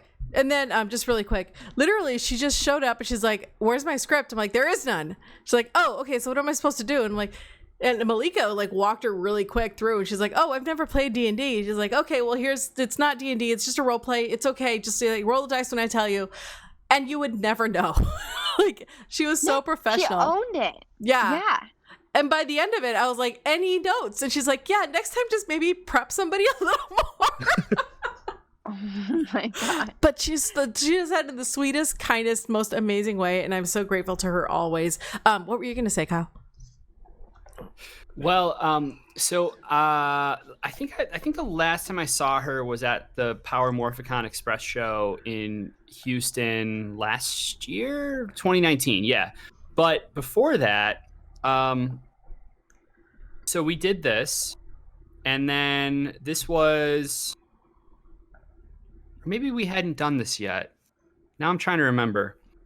But basically I caught up with Erin for lunch, and we were sitting around and talking about some cool stuff that I was working on, and just, I'm a huge fan of hers just as a person, but also creatively.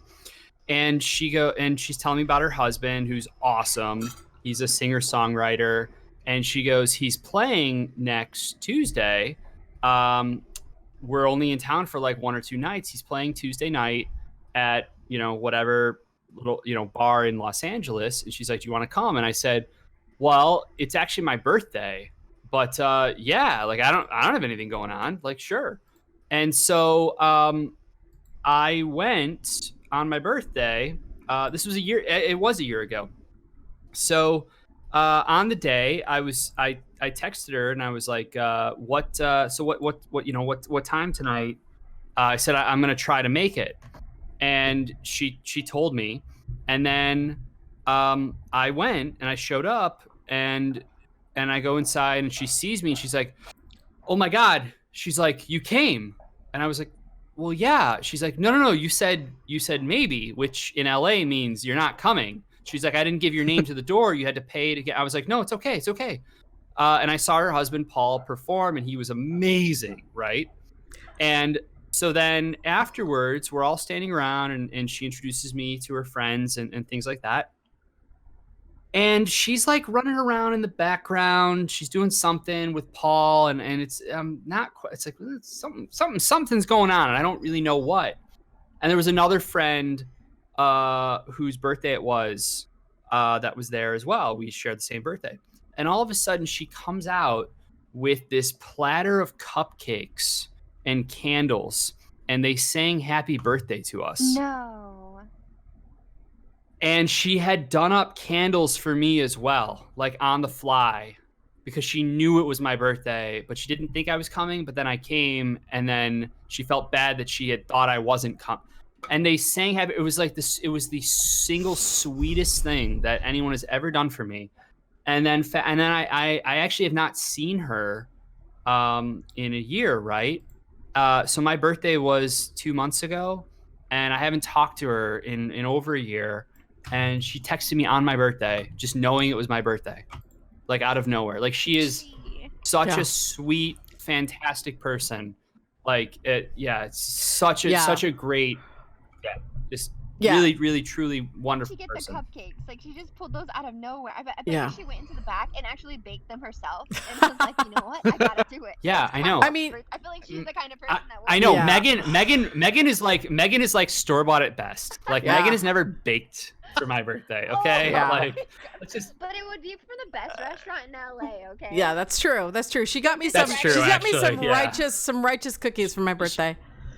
I was gonna say, like, Meghan would like hook me up with some Portos, like going on, right? Oh, Meghan, you did actually the first time I met you, Meghan. We did the Hyperforce episode, and I messaged you beforehand about Hyperforce because I didn't know what the hell I was getting myself into. Melissa asked You me had to do no it. idea I was like, what it was. Yeah, sure. Oh, I had no idea. Zero. Michael wrote me the raps for Pumpkin Rapper because I had the idea that I would actually secretly be Pumpkin Rapper like an hour and a half before. Yeah, this is Michael. Have you guys met, by the way? But I didn't know that you. We met wrote the rap. this night. Kyle, I thought you came up with these just like on the fly. You're No. just like, No. your pumpkin heart. It was Michael. In iambic pentameter? This whole day now in my It's not memory iambic is a pentameter. lie. I know. Wow, good job. Kyle, about I 3 say- hours before he went on, was like, "Hey, so I'm going to be playing Pumpkin Rapper. Do you want to write some raps?" And I was like, "Finally, the moment that I have trained for my entire life." No. That is not the line you said. I remember your exact words. Your exact words were, because it was in our group chat, you said, you know that moment in every sports movie, I assume, because I don't watch sports movies, but remember that, you know that moment in every sports movie where the player goes, "This is the moment I've been waiting for. Put me in, coach." He goes, this is that moment. And he goes, give me 20 minutes. 20 minutes. And he came back with these sick raps, and he goes, "Here's the thing you need to know about Pumpkin Rapper."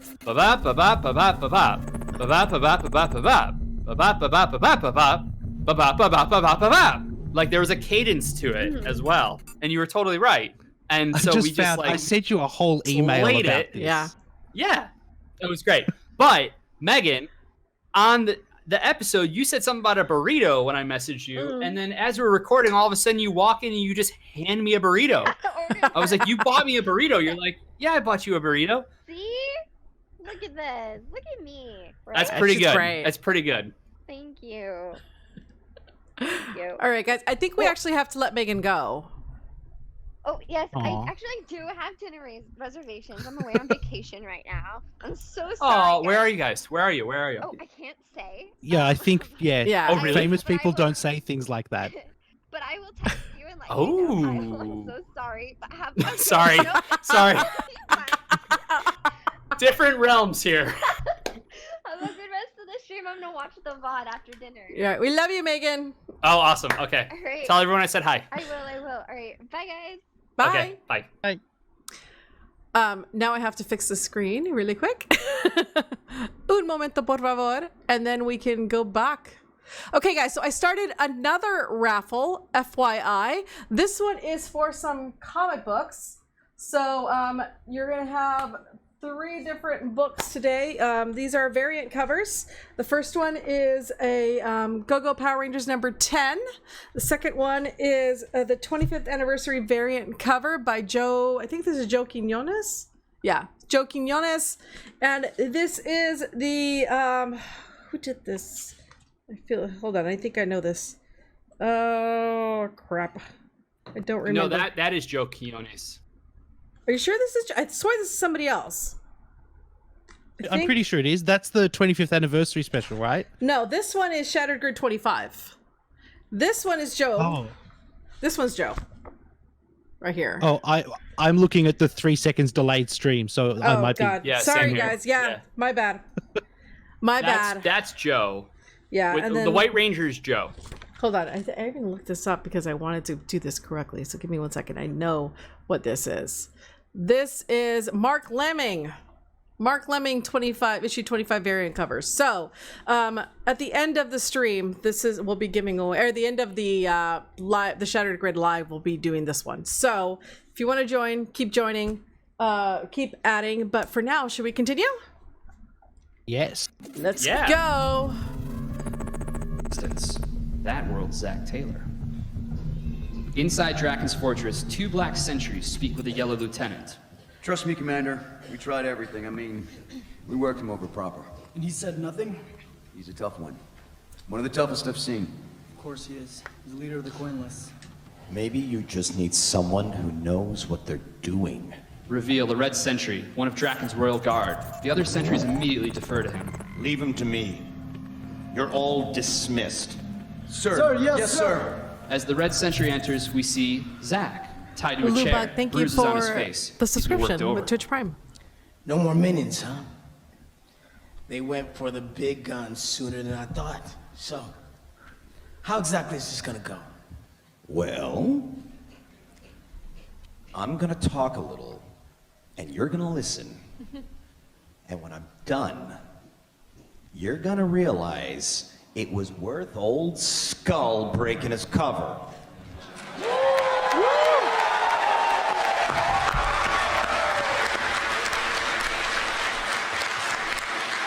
Look at that earring. But this small victory paled in comparison to Draken's conquests. With each team of Rangers he depowered and imprisoned, the strength of his dimension-conquering army grew, and our world's Rangers had only gained one new ally, the Red Samurai Ranger, Lauren Shiba.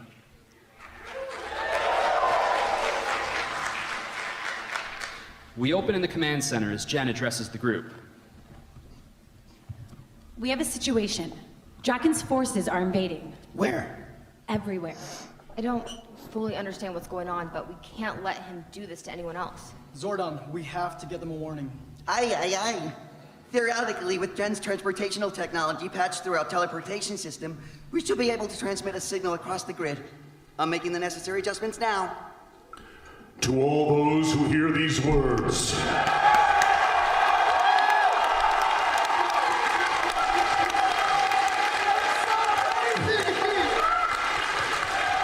my name is Zordon of Eltar.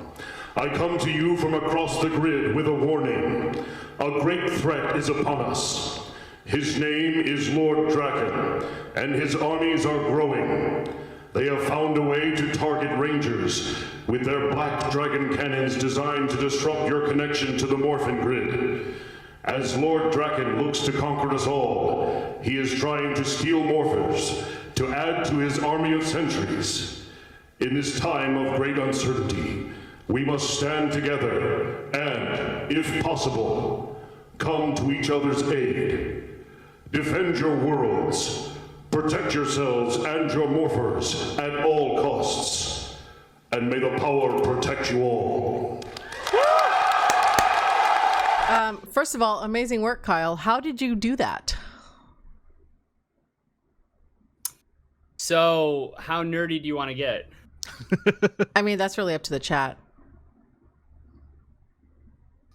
Chat, how nerdy do you want me to get on the sound mechanics of the Zordon voice? I'm here. I'm seeing full nerd, man. All right. I was a sound editor actually for about, I don't know, just under 10 years, I would say. Only because I then did some in freelance after I started writing comics full time. But with that comes a component of, this is actually why Michael, Matt, and I are friends. It's like, well, you better commit to the bit. So when we decided to do this live and do the Zordon voice, I absolutely could not shut off the sound editor portion of my brain, which was saying, sure, you could do the Zordon voice. Just let David just say words and people hear, oh, it kind of sounds like Zordon. Or you could bring in audio hardware, old Yamaha gear from the 90s that can process on the fly in real time to pitch David's voice down a half step, maybe a full step at most, and verb out with quite a lot of not long decay, actually, because long decay is your tail. The Zordon voice actually has quite a bit of short decay, so it's early reflections. So it's the component of reverb that would be immediately it's immediately applicable and describes the space that the speaker is in, because it's happening. It's short. It's real fast, right? Again, the tail is the long delay. The short reflections are the immediate, whatever material's in front of you. So Zordon is a head in a tube. There's quite a bit of early reflections there as his his audio, his voice is hitting the tube in front of him. So to me, that actually became the way to dial in the voice on the Yamaha gear. And the gear was provided to me by a very good friend and a spectacular composer who, if we're talking about, all things nerddom, everyone needs to know his name. His name is Christopher Carter. He was the composer of Batman Beyond. He did the opening titles of Batman Beyond. He scored Batman Beyond Return of the Joker. Like, Chris is a total badass. So I texted Chris and I said, hey, is there any shot? Because I know you do I know you do a lot of live performance still. He also does a lot of dubstep and electronics programming. I said, like, do you have anything I could use to pitch a voice down a half step, at most a full step, and verb it out? And I can dial in the early reflections versus the decay rate, kind of on my own. And he said he did. And the stuff was in storage, and he pulled it out and he drove it over to me, and we hooked it up at my apartment.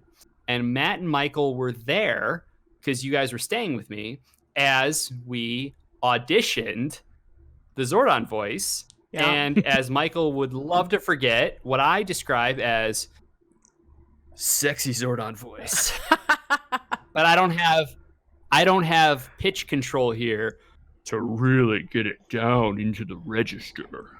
But is that a fair assessment, Michael, of the very technical process we went through? Oh, the technical process. Yeah, there you go. Yeah, and then we tested it on the day before anyone was in the room. Day before. Oh, the day before. Nope, day sorry. before. And here's the thing. Waiting in the line. Yes, and here's the thing that you guys. This is how you know Matt and Michael are true Power Ranger fans. Okay. Well, at least Michael is. On the day, on the Friday of Morphicon 2018, I came in early to. I mean, we only had like 10 minutes to basically demo the gear with the AV specialist who was going to be there for the duration of the weekend. Matt and Michael came in with me in order to try out the hardware and dial it in, and David Fielding came in as well, and we dialed it in. We got it all set up and everything. I don't mean this to come off poorly. I hope it doesn't, but I do a lot of comic book conventions. And so for me, it's like, I am not going to wait in line to get into a convention that I also have a table at. It's like, it's a job for me. It's like, I got to get in, I got to get set up. Like, there's stuff that has to happen. Michael did not feel the same way. And Michael said, well, but we need our actual badges. Even though we're actually already inside, that's not the right thing to do. So instead, Matt and Michael then, after we checked everything, David Fielding said, no, I actually don't think it's a full step. I think it's a half step. It feels good. It sounds good. We got it dialed in. Matt and Michael then left the convention and went outside and stood in the 4-hour line to get their badges. Do I have this right, Michael? Yeah, was the right thing to do. Wow. That's amazing. We got in eventually. So there you go. That's more than I would have done. I mean, I got spoiled. Like, unless I get like to go in, I don't like to go. So that's pretty amazing. Well, that's the thing, and that's why I say I wish. That's why I say I wish it. I hope it doesn't come off poorly, but I do like somewhere between 10 to 15 conventions a year. So for me, it's like there's a little bit of a grind, and I feel similarly, Melissa. It's like there's a lot I have to do when I'm at a show. It's like I don't want to wait in line to also get in to like, let me get in, let me do what I need to do, get everything set up and everything. And then the other thing about it all is that it's that Zordon voice that is why I tore my ACL, because the Forever Red panel, again, commit to the bit, the Forever Red panel as it's ending, I know, I mean, it's already a crowded room. I know I have like 2 to 3 minutes tops to get on stage, check the mic cable because the gear was all set up on the side by Michael's setup so he could tab through the art. And just Murphy's Law, I expect it doesn't matter that it all worked fine yesterday. Today is a different day. And when we need it to work, it won't work. That's just how things go. But I knew I had about 2 to 3 minutes to get on stage, swap the mic cable from the previous panel for our hot cable that actually was patching into the Yamaha gear, and make sure, without spoiling for everyone what we were doing, that one particular microphone was going to be affected by the processing units to do the reverb and the pitch shift. Wow. And so I'm like, I got to get on stage as fast as possible. And I'm racing up to the stage. And as the actors are coming off the steps, it's like, I don't have time for this. So I just went and just hoisted myself up on stage. And that's when my knee popped. And that's when I blew out my ACL. And it all really came down to like, I just want the Zordon voice to sound good. That's all it came down to. But watching it here and like hearing the audience, and as we're going to hit play here, you're going to see how everyone reacts and Peter Sidarso reacts. It was 100% worth it. Yeah, it was amazing. So David does say hi. I want to see if I can pull him in, but he's also busy. So is he here? No, he's not, unfortunately. Oh, David. But I did text him to be like, hey, you want to come in? But unfortunately, he can't. So, but he did say hi, and he loves that we're doing this. So David Fielding says hi to everyone. Also, Moira, thank you again for the gift sub to Ranger Liz. Moira has gifted about 28 gift subs to this community. So Moira is the backbone of this community. Thank you so much. Should we keep going? Yeah. Yes. Let's do it. Let's do it.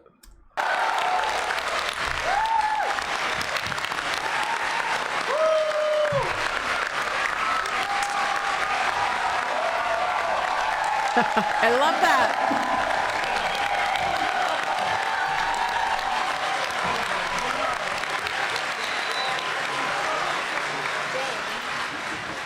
With the warning out, our Rangers began formulating a plan.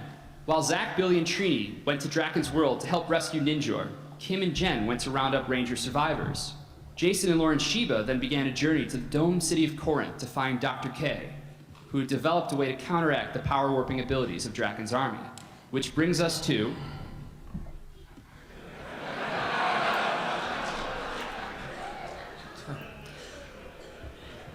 miles outside of Corinth. Jason and Lauren sit side by side. My in the favorite cockpit of title Jason's T-Rex of all Zord of them. as it stomps through the desert.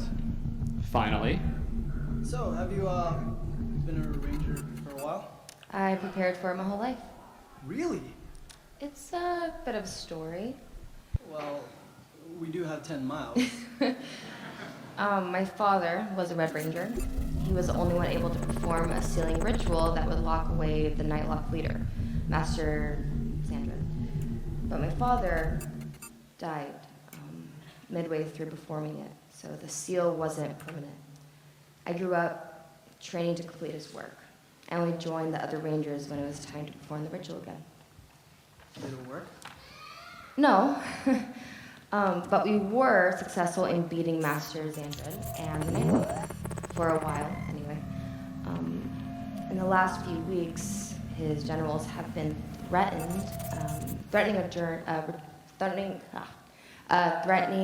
return.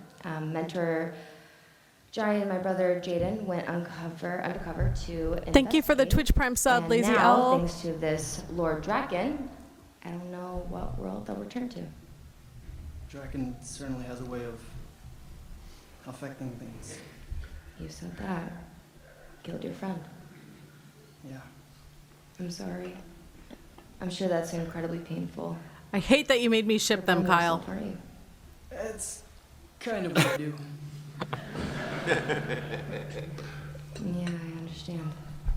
We don't know for sure what Draken did with the Wasn't other this? Rangers. Well, I don't know if we They're want to have still this alive. conversation. We will Wasn't this a find conversation that we had? But I can't. Yes, it was, because we don't know how old she is, so technically it's statutory rape. So, we don't know how old. Yeah, you're not wrong, I guess. I mean, it was hard because Wait, did you guys? Are you there? Oh, there we go. Yeah. He's 17, so she's not 18 yet. When he turns 18, then, all good. But he was 17. And Lauren Sheba, but like, I don't know. To me, it was like, it's time travel. We can fudge the numbers. I wanted to so bad. And also because Austin never looked 17 on that show. No, ever. No, he didn't. So to me, it was like, yeah, it's like. Ironically, he was the youngest. Like 20 and yeah. But how old was he? He had to be what, like 18? He had to be 18 minimum. He was 18 when the show started. Yeah. For anyone watching, what we're talking about is that my plans was I wasn't sure whether or not Jason and Lauren would get together, but I did in the back of my mind. I did say, and I said this up front. I was like, look, I don't want to force this. But as I'm writing the book, I think there's a really natural dynamic there that could be interesting. And ultimately, like, maybe they share a kiss before they go into the final battle, but only if it works. I'm not going to force it. Like, I have to find it in the writing. And if it works, awesome. If not, no harm, no foul, but I'm giving everyone a heads up, like, up front. And so then it was a conversation about, like, well, actually, the ages. I was like, yeah, I guess you're right. And so we had that. What did we end up doing, Melissa? There's like a moment before they go into the final battle where it's like they clearly care about each other. Was that what we did? Then they get blown up. There was a connection. It was like it was very Casablanca. It was like another time, another place kind of thing, But see, and the thing that Melissa learned about me is that if she ever wants to like dissuade me from something or like give me a note, all she has to do is couch it in classic movies. Just like if I ever wanted to win an argument with Daphne, I would say, but Daphne, of course there needs to be conflict between the Rangers. Yeah, remember because Star otherwise Trek? It's like the first 2 seasons of Star Trek The Next Generation where there was not allowed to be any conflict amongst the team. And like, look how boring that was. And there's a long pause on the phone. She's like, God damn it, Kyle. You hit me with my Achilles heel. We know. Okay, sorry, I didn't mean to derail the thing. I know we're running long, so let's keep going. But yeah, I loved them so much. But they're so good. They're so good. She was in her 20s or something. I didn't want to be uncool. So, all right, here we go. Oh, and by the way, just to say it for people, Kim Crossman really wanted to do this scene. And she just couldn't make Morphicon work that year. But like she was on board to do it. Yeah. So for Tanya and Mike, just so you know, because I saw Steven bring that up in Beyond the Grid, there actually is we speak to that specifically. So look it up because we do speak to that because that was a concern for us as well. But it is. She does speak about why that would be okay. Okay, here we go. We need to focus on the mission at hand. There's too much at stake. Wow, that's usually what I say. And then I keep worrying. Well, worrying doesn't help them, and it doesn't help us save this Dr. K. So for the time being, I'm going to choose not to. Jason raises an eyebrow. He totally doesn't believe her. Hey, I fight demons for a living. Literally. While Lauren and Jason sought out Dr. K in the city of Corinth, Jen and Kim took the pterodactyl Zord between eras in search of Ranger survivors. We faded on the pterodactyl, soaring through outer space. Inside the cockpit, Kim and Jen monitor an energy signature. That is, until Jen reaches for her head. What's wrong? Nothing serious, just a headache. It's expected. You expect headaches? My body's still coming to terms with the temporal paradox of being here. My memories are reconciling. That's a thing? Kind of feels like jet lag. Oh, God. I'm glad I don't time travel. You get used to it. This is a regular thing for you? Your body and memories adjusting and stuff? Yeah. So, if you're feeling the effects of being here, doesn't that mean things can still change? Jen takes a beat, not sure how to break it to Kim. I know right now you're hoping for a miracle. Anyone would be. But when I told you before that we couldn't go back far enough, that we couldn't save Tommy, That is the truth, Kim. And I'll tell you from personal experience, even when miracles happen, they don't make things exactly the way they were. Time travel is never that clean. When my fiancé Alex came back, it didn't just fix everything. He was different in little ways. And so was I. We were never the same. Oh, they're so I good. mean, we couldn't be. You can never truly get back what you've lost. If we stop Draken, will that bring your team back? I don't know. But even if it does, You're worried it'll be Alex all over again. Jen's look says everything. Yes. But before they can talk about it any further, they both look up. An alert sounds. It's a Ranger energy signature. we're close.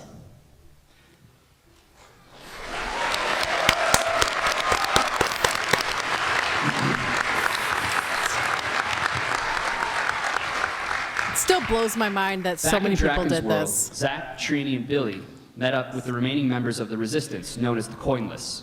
Their plan? To break into Draken's tower and rescue a prisoner who could change the course of the war. You may know him as Ninjor.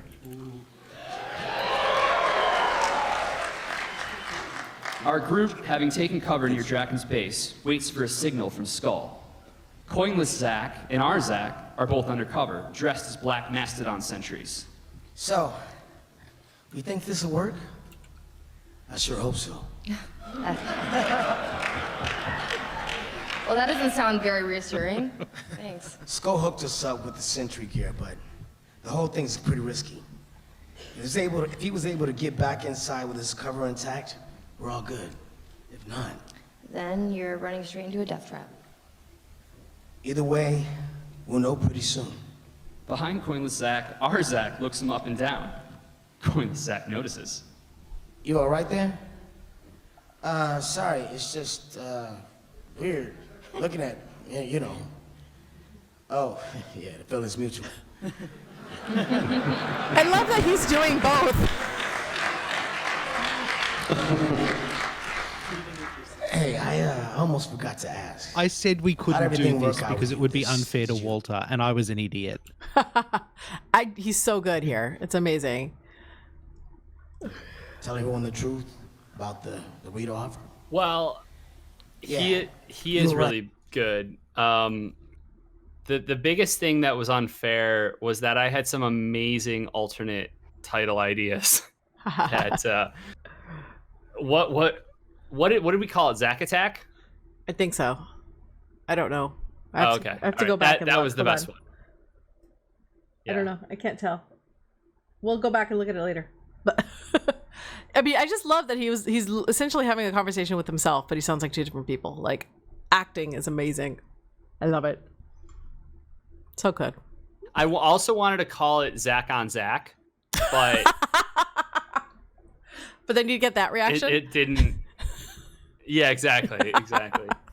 But then I was also thinking, like, well, but then does someone think it's a Zack on Zack crime? And it's like, I don't want to. No, it's not. No. Yeah, that's why I'm saying that's Zack and Zack was good, but anytime that like Zack, I don't know. There are a lot of good Zack titles. I love that the chat's all like, Kyle, no, and like somebody's like, Kyle, yes. Amazing. No, but that's why we didn't call it that. Like, I don't know. Just see, I love any stories where characters are interacting with other versions of themselves, whether it's a twin or a clone or alternate timeline versions. Oh, exactly. Oh, that's really good too. Whoever, Megalo, Blazemon, I like that. So many Zack puns. Exactly, that's my point. Is there was a lot. There's a lot you can do with the name Zack, and but I do like Zack Attack quite a bit. It reminds me of Saved by the Bell. Okay, continuing. See? Alternate future you knows best. Glad you could learn from my mistakes. I appreciate you sharing. I'm half tempted to ask you what other life advice you got. Well, I'll tell you. The very idea of you, of me, being able to do something different, We got picked for all this because we had what it took to stop evil. But I've been fighting a long time. I don't remember a time that I wasn't. It'd be nice to finally be able to stop. So then, how about we trade Draken down? Save your world and give you a break. That sounds pretty great plan to me. There's a signal. It's time. All right then. Here's putting our faith in the skull. A sentence I never thought I'd hear.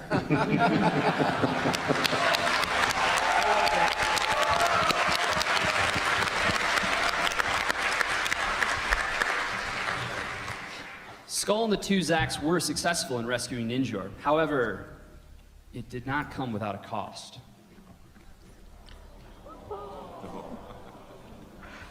Oh. This part hurts. Oh no. No. After the assault, Draken's fortress is in disarray. Draken stands with his guards, observing the space. In all our years together, I never thought I would see anything to suggest Skolovich was not 100% committed to your rule, my lord. For him to turn like this, it is such an unfathomable betrayal. Are you sure that's the word you wish to use? My lord? Unfathomable implies incompetence. Is that what you're telling me? That you are incompetent? No, sir. Do you have any idea what happened here? What your hand-picked guard has taken from us? What he's given to our enemies? Oh, wait. Hold on. I know this one. Two Mastodon sentries march Skull towards Draken. He's handcuffed and helmetless, bruises everywhere. The key to beating you and finally tearing this whole godforsaken nightmare down? Quiet, traitor! Go! You believe that, don't you? Even now, though it's cost you everything, you truly believe you've done the right thing. You're damn right I do.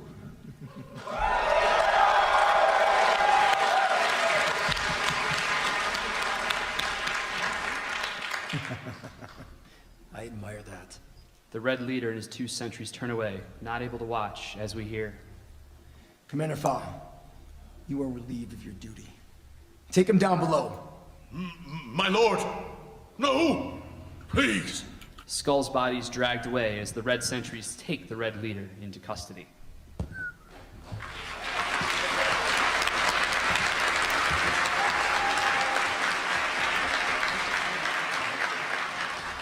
With Draken nearing the end of his quest to break into the Morphin Grid, and the Rangers left with one last chance to make a stand, our heroes had a small moment to catch their breath, leaving a pair of leaders, Commander Kruger of Space Patrol Delta,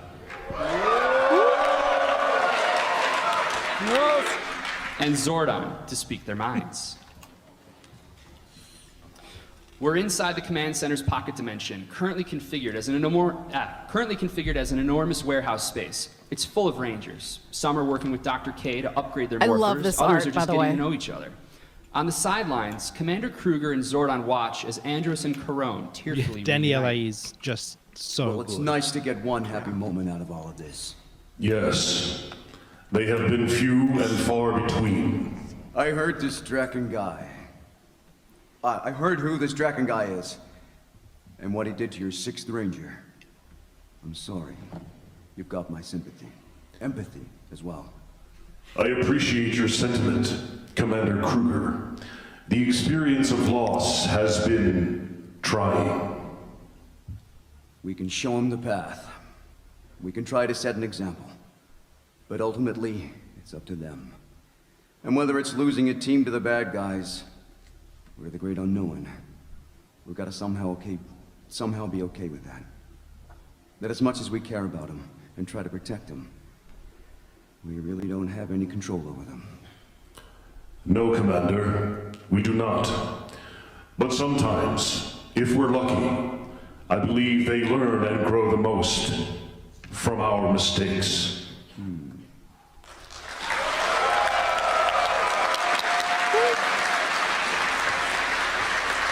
Oh, I really like that So good. With Ninjor's help, I bet the someone Rangers smart plan wrote an it. I love that it's just, these two fan favorite mentors who are just so freaking good at what they do and just kind of dealing with that responsibility. They're putting a bunch of teenagers and young adults through this, and they've experienced the loss so heavily, and this is the moment where they truly connect, and they don't get to do that with anybody else. And that's what I really love about it. This is the first time where they actually get to speak with a equal and share the weight, if that makes sense. I think I wrote that scene in a random coffee shop in Calgary like 2 hours before a convention was starting. Wow. Well, it worked, and you're a genius. I don't know about the latter part, but I do think it worked for sure. Attack on Draken's world. Their goal? To tear down his tower, cutting off his sentries from their powers. However, there was still the matter of Draken himself, and for that, the Rangers would need to recruit an unlikely ally.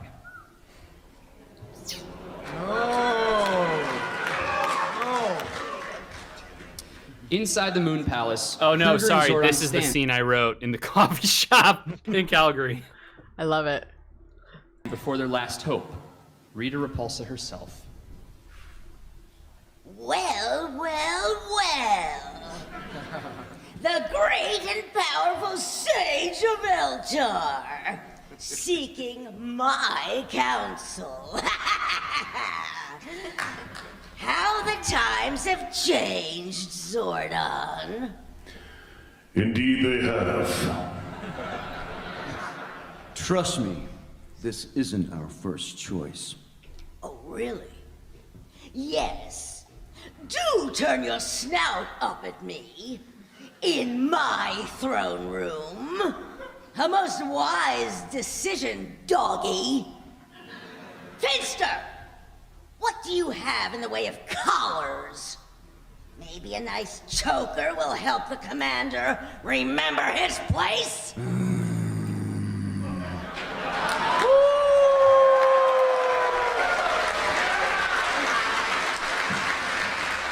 Go ahead and try it.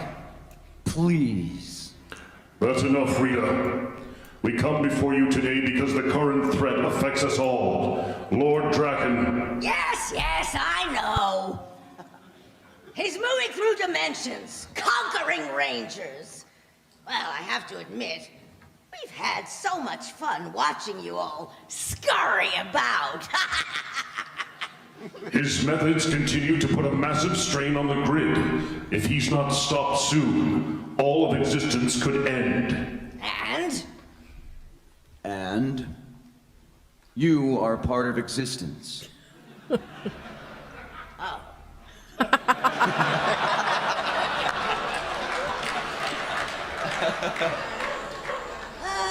Yawn. You need my help, and yet veiled threats are the best you can muster? And here I held such high hopes for this conversation. If you think I'm scared of a Power Ranger, much less a Power Ranger ending reality, you're even more foolish than I've thought for the last 10,000 years! I love that line reading so much. Lord Draken's powers are still rooted in your magic, or at least the magic of his Rita Repulsa. What does that mean? It means, in his world, he killed you.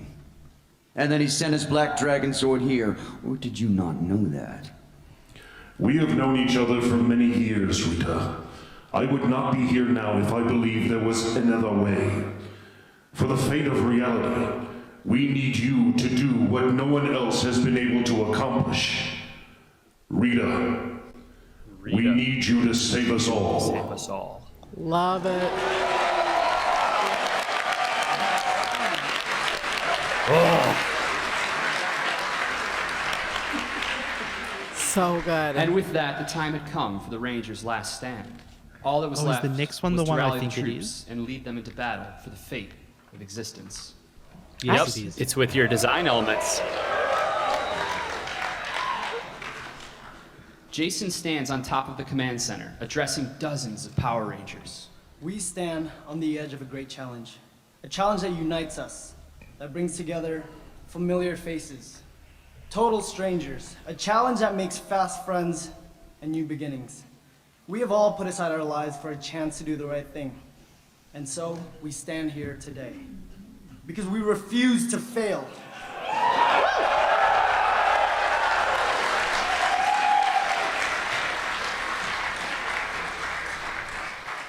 Because no matter how many soldiers Draken creates, no matter how many powers he steals, he will never have what we do. He will never be a part of what we are. You've all been briefed. You know the plan of attack. Everyone, take a moment and ready yourselves. This is a great challenge, possibly the greatest threat any of us has ever faced. But we fight together. Whether we stand or whether we fall, we are the Power Rangers. Power Rangers!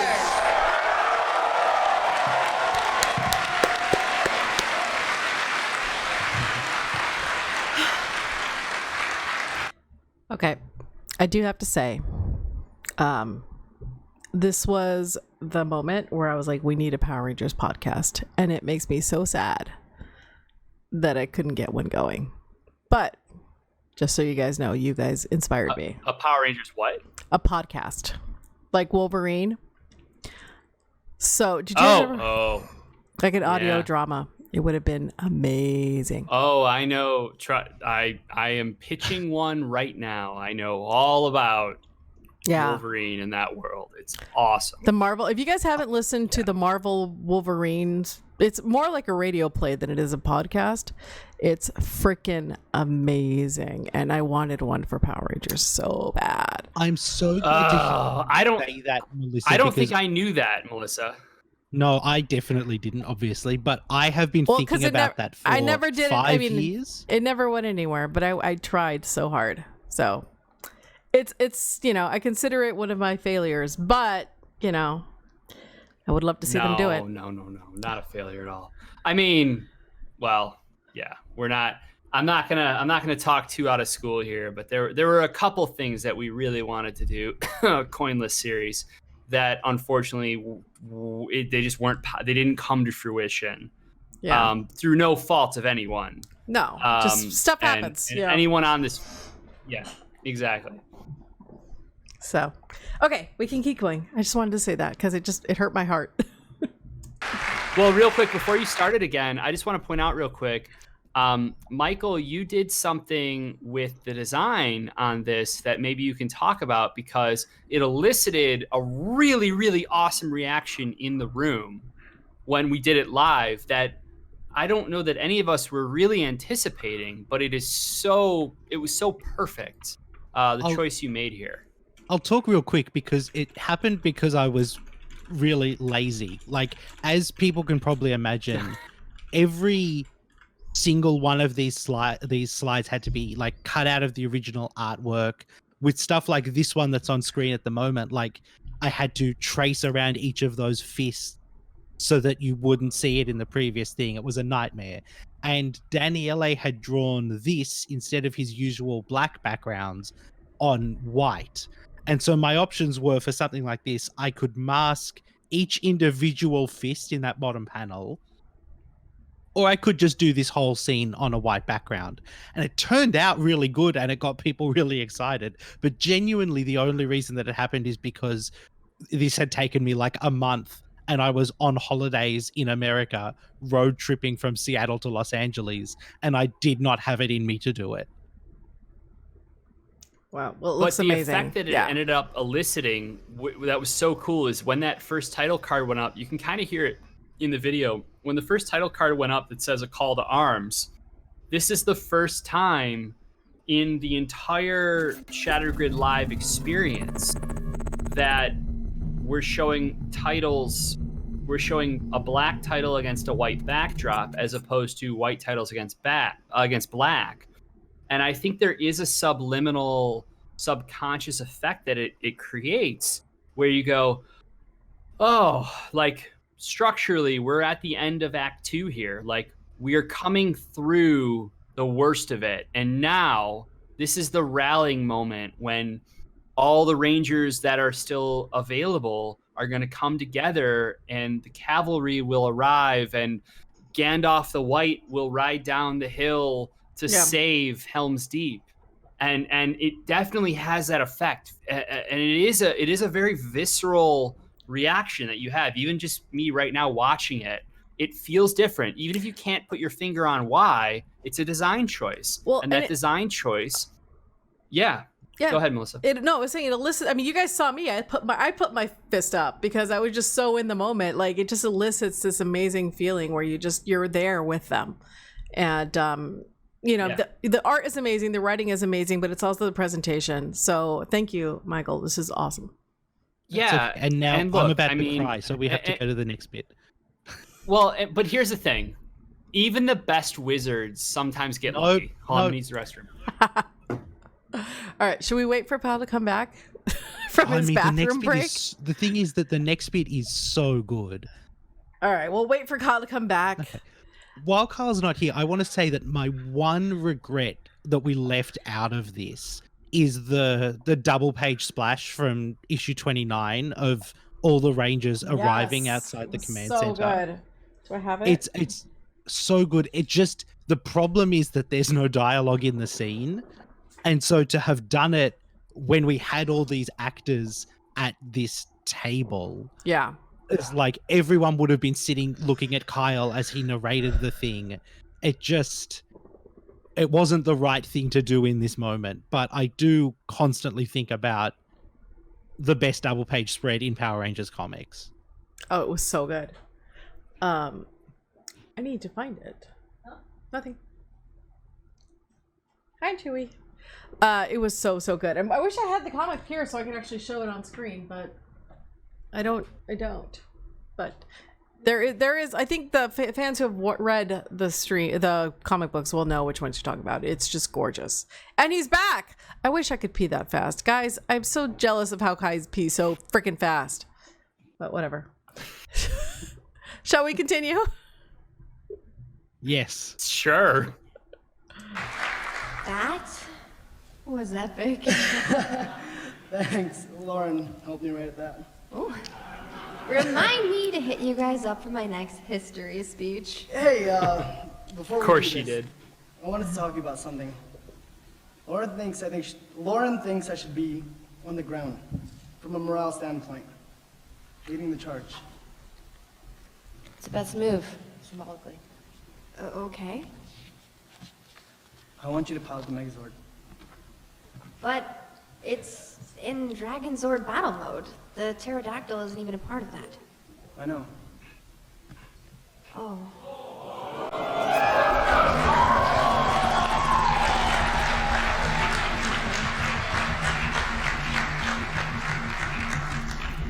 Thank you.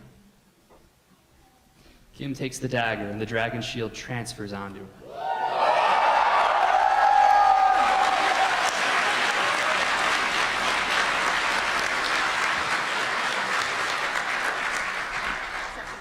She hugs Jason.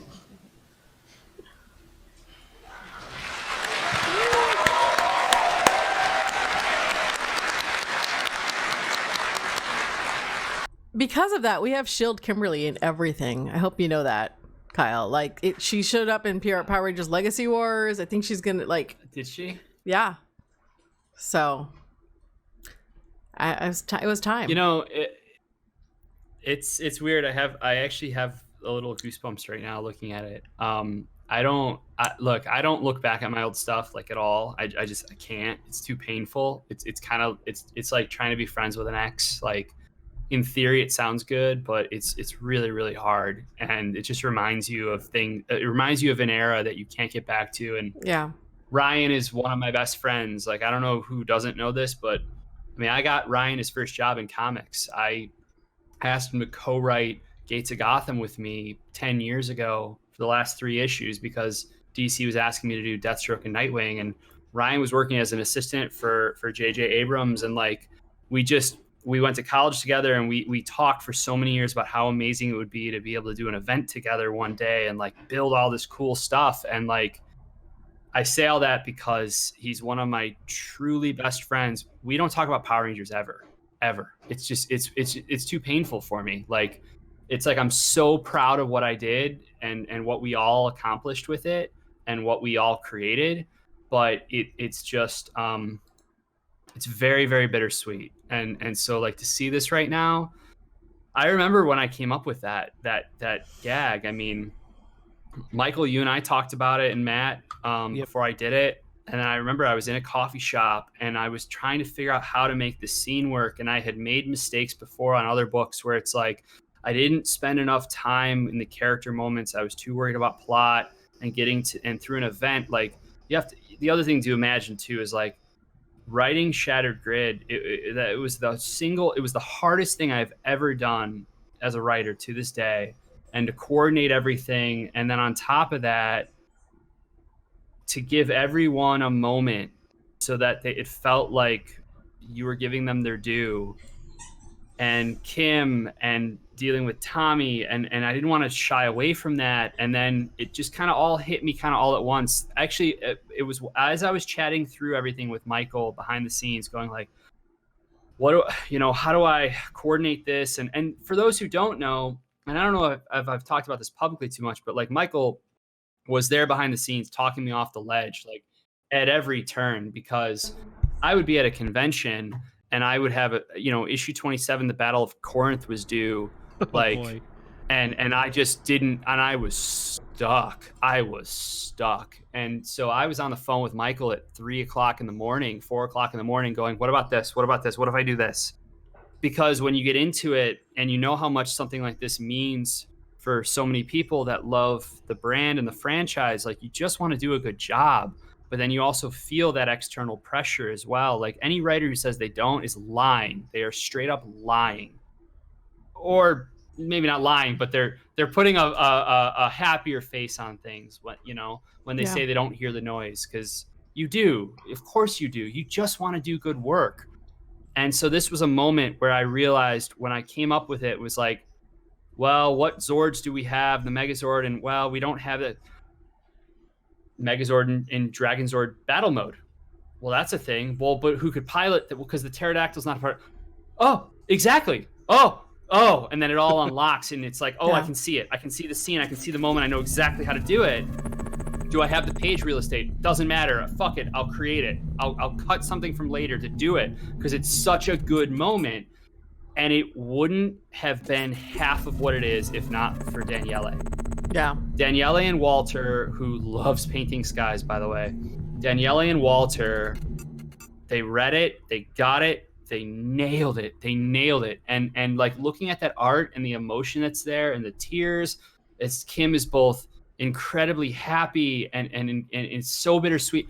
Kim right now looks how I feel when I think about Power Rangers. It's very moving and it's a source of great joy, but it's incredibly painful and bittersweet to think about as well. And it's an era that you can never get back to, And Melissa, you probably feel the same way in certain ways. Absolutely. Yeah. No, I feel exactly. I think you and I've talked about it before, where it's like you're proud of the work you've done and you're happy to move on from it because there's so many other things you want to do. But at the same time, like sometimes, it hurts. Like it does. Like I get like an ache inside of me because I see all this stuff that's happening and I'm not a part of it.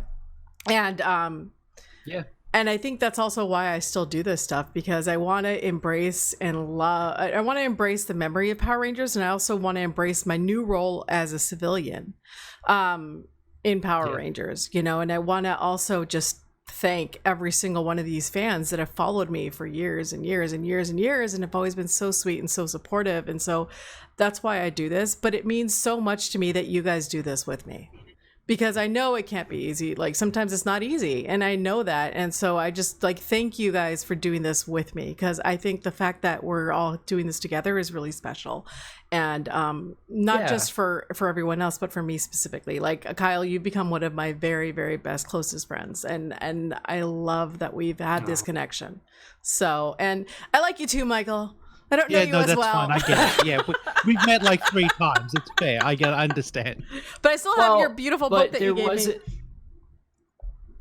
And there was a moment like, no, it absolutely matters. And And Michael, you've been there for all of it, and for me anyway, and you're still there, and it's really cool.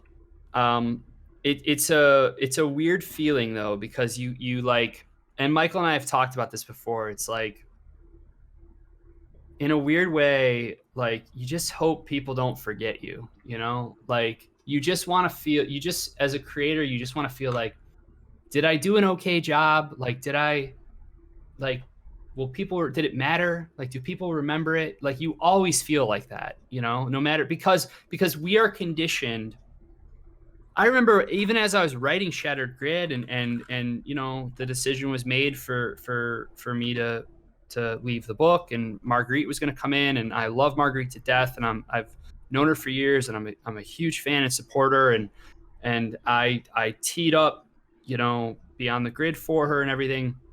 But we were doing press, and it was like doing press about the transition, and I was going like, I haven't even finished writing Shattered Grid yet. And that's just the nature of comics. Like that's just how it works because of how solicits work.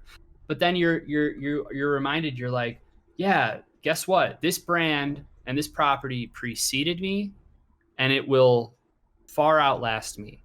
And you're just in a moment in time, and all you can do is try to do the best possible work you can do in the moment that you are granted. Yeah. And I said that at Morphicon, actually, after this panel the next day, you know, and then we did the awesome like farewell panel and everything.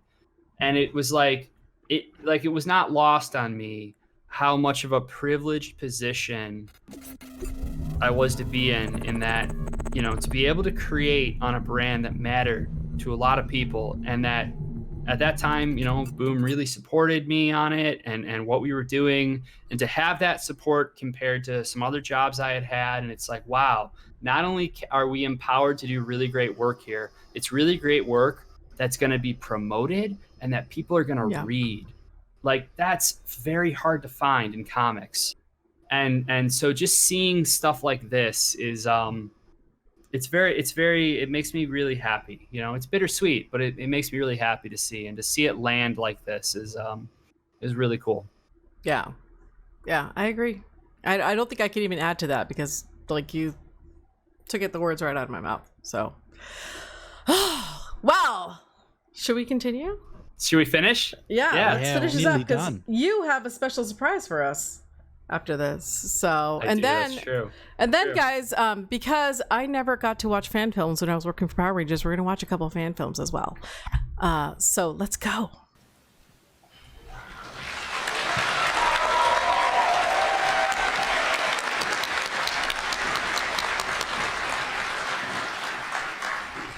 The battle for Draken's Tower was long, fierce, and loud, which gave Rita, Zorda, Ninjor, and Commander Kruger the opening they needed to launch a stealth attack against Draken. Deep inside his throne room, Rita ignited the ultimate weapon against a ranger built from her powers, the green candle. Feeling his energy draining away, Lord Draken left the battle and immediately teleported back to his throne room to confront his attackers. Well, well, well, Lord Draken. I'd offer you a seat, but it's occupied.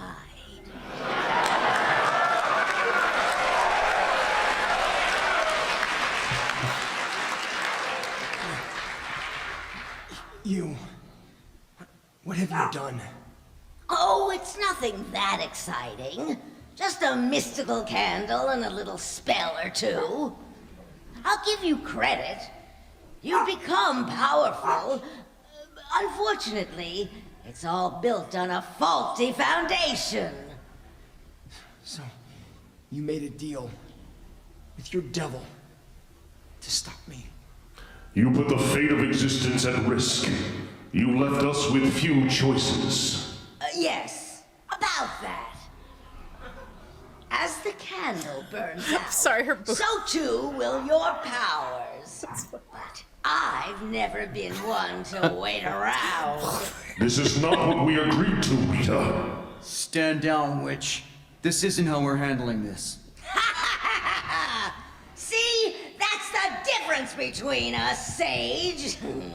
you've never been willing to take the necessary steps to... Suddenly, everyone in the room is electrocuted. Down for the count.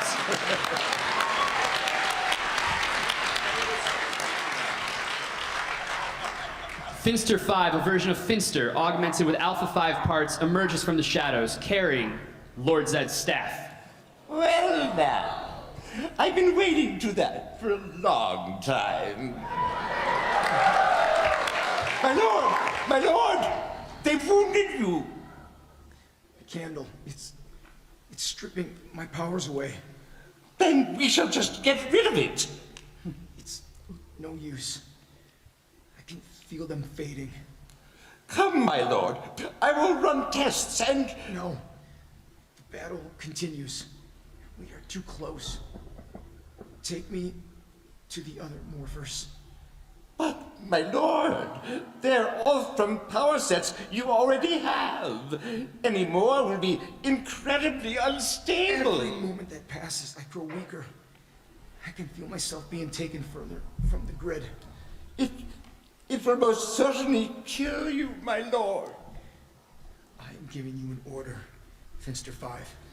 My lord, please, I care about you too much. Draken pulls Finster 5 into a hug. He sighs. Very well. Thank you, my friend, for everything. My lord, please, do not do this to your...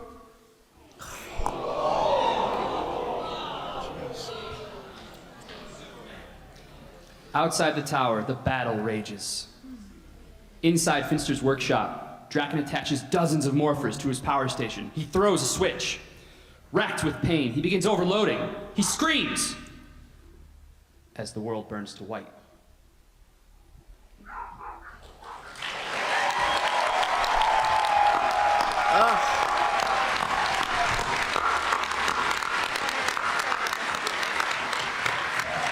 Can we keep these? And if you want to know what happens next, you have to wait 2 weeks. Whoa! Oh my God, I forgot about that.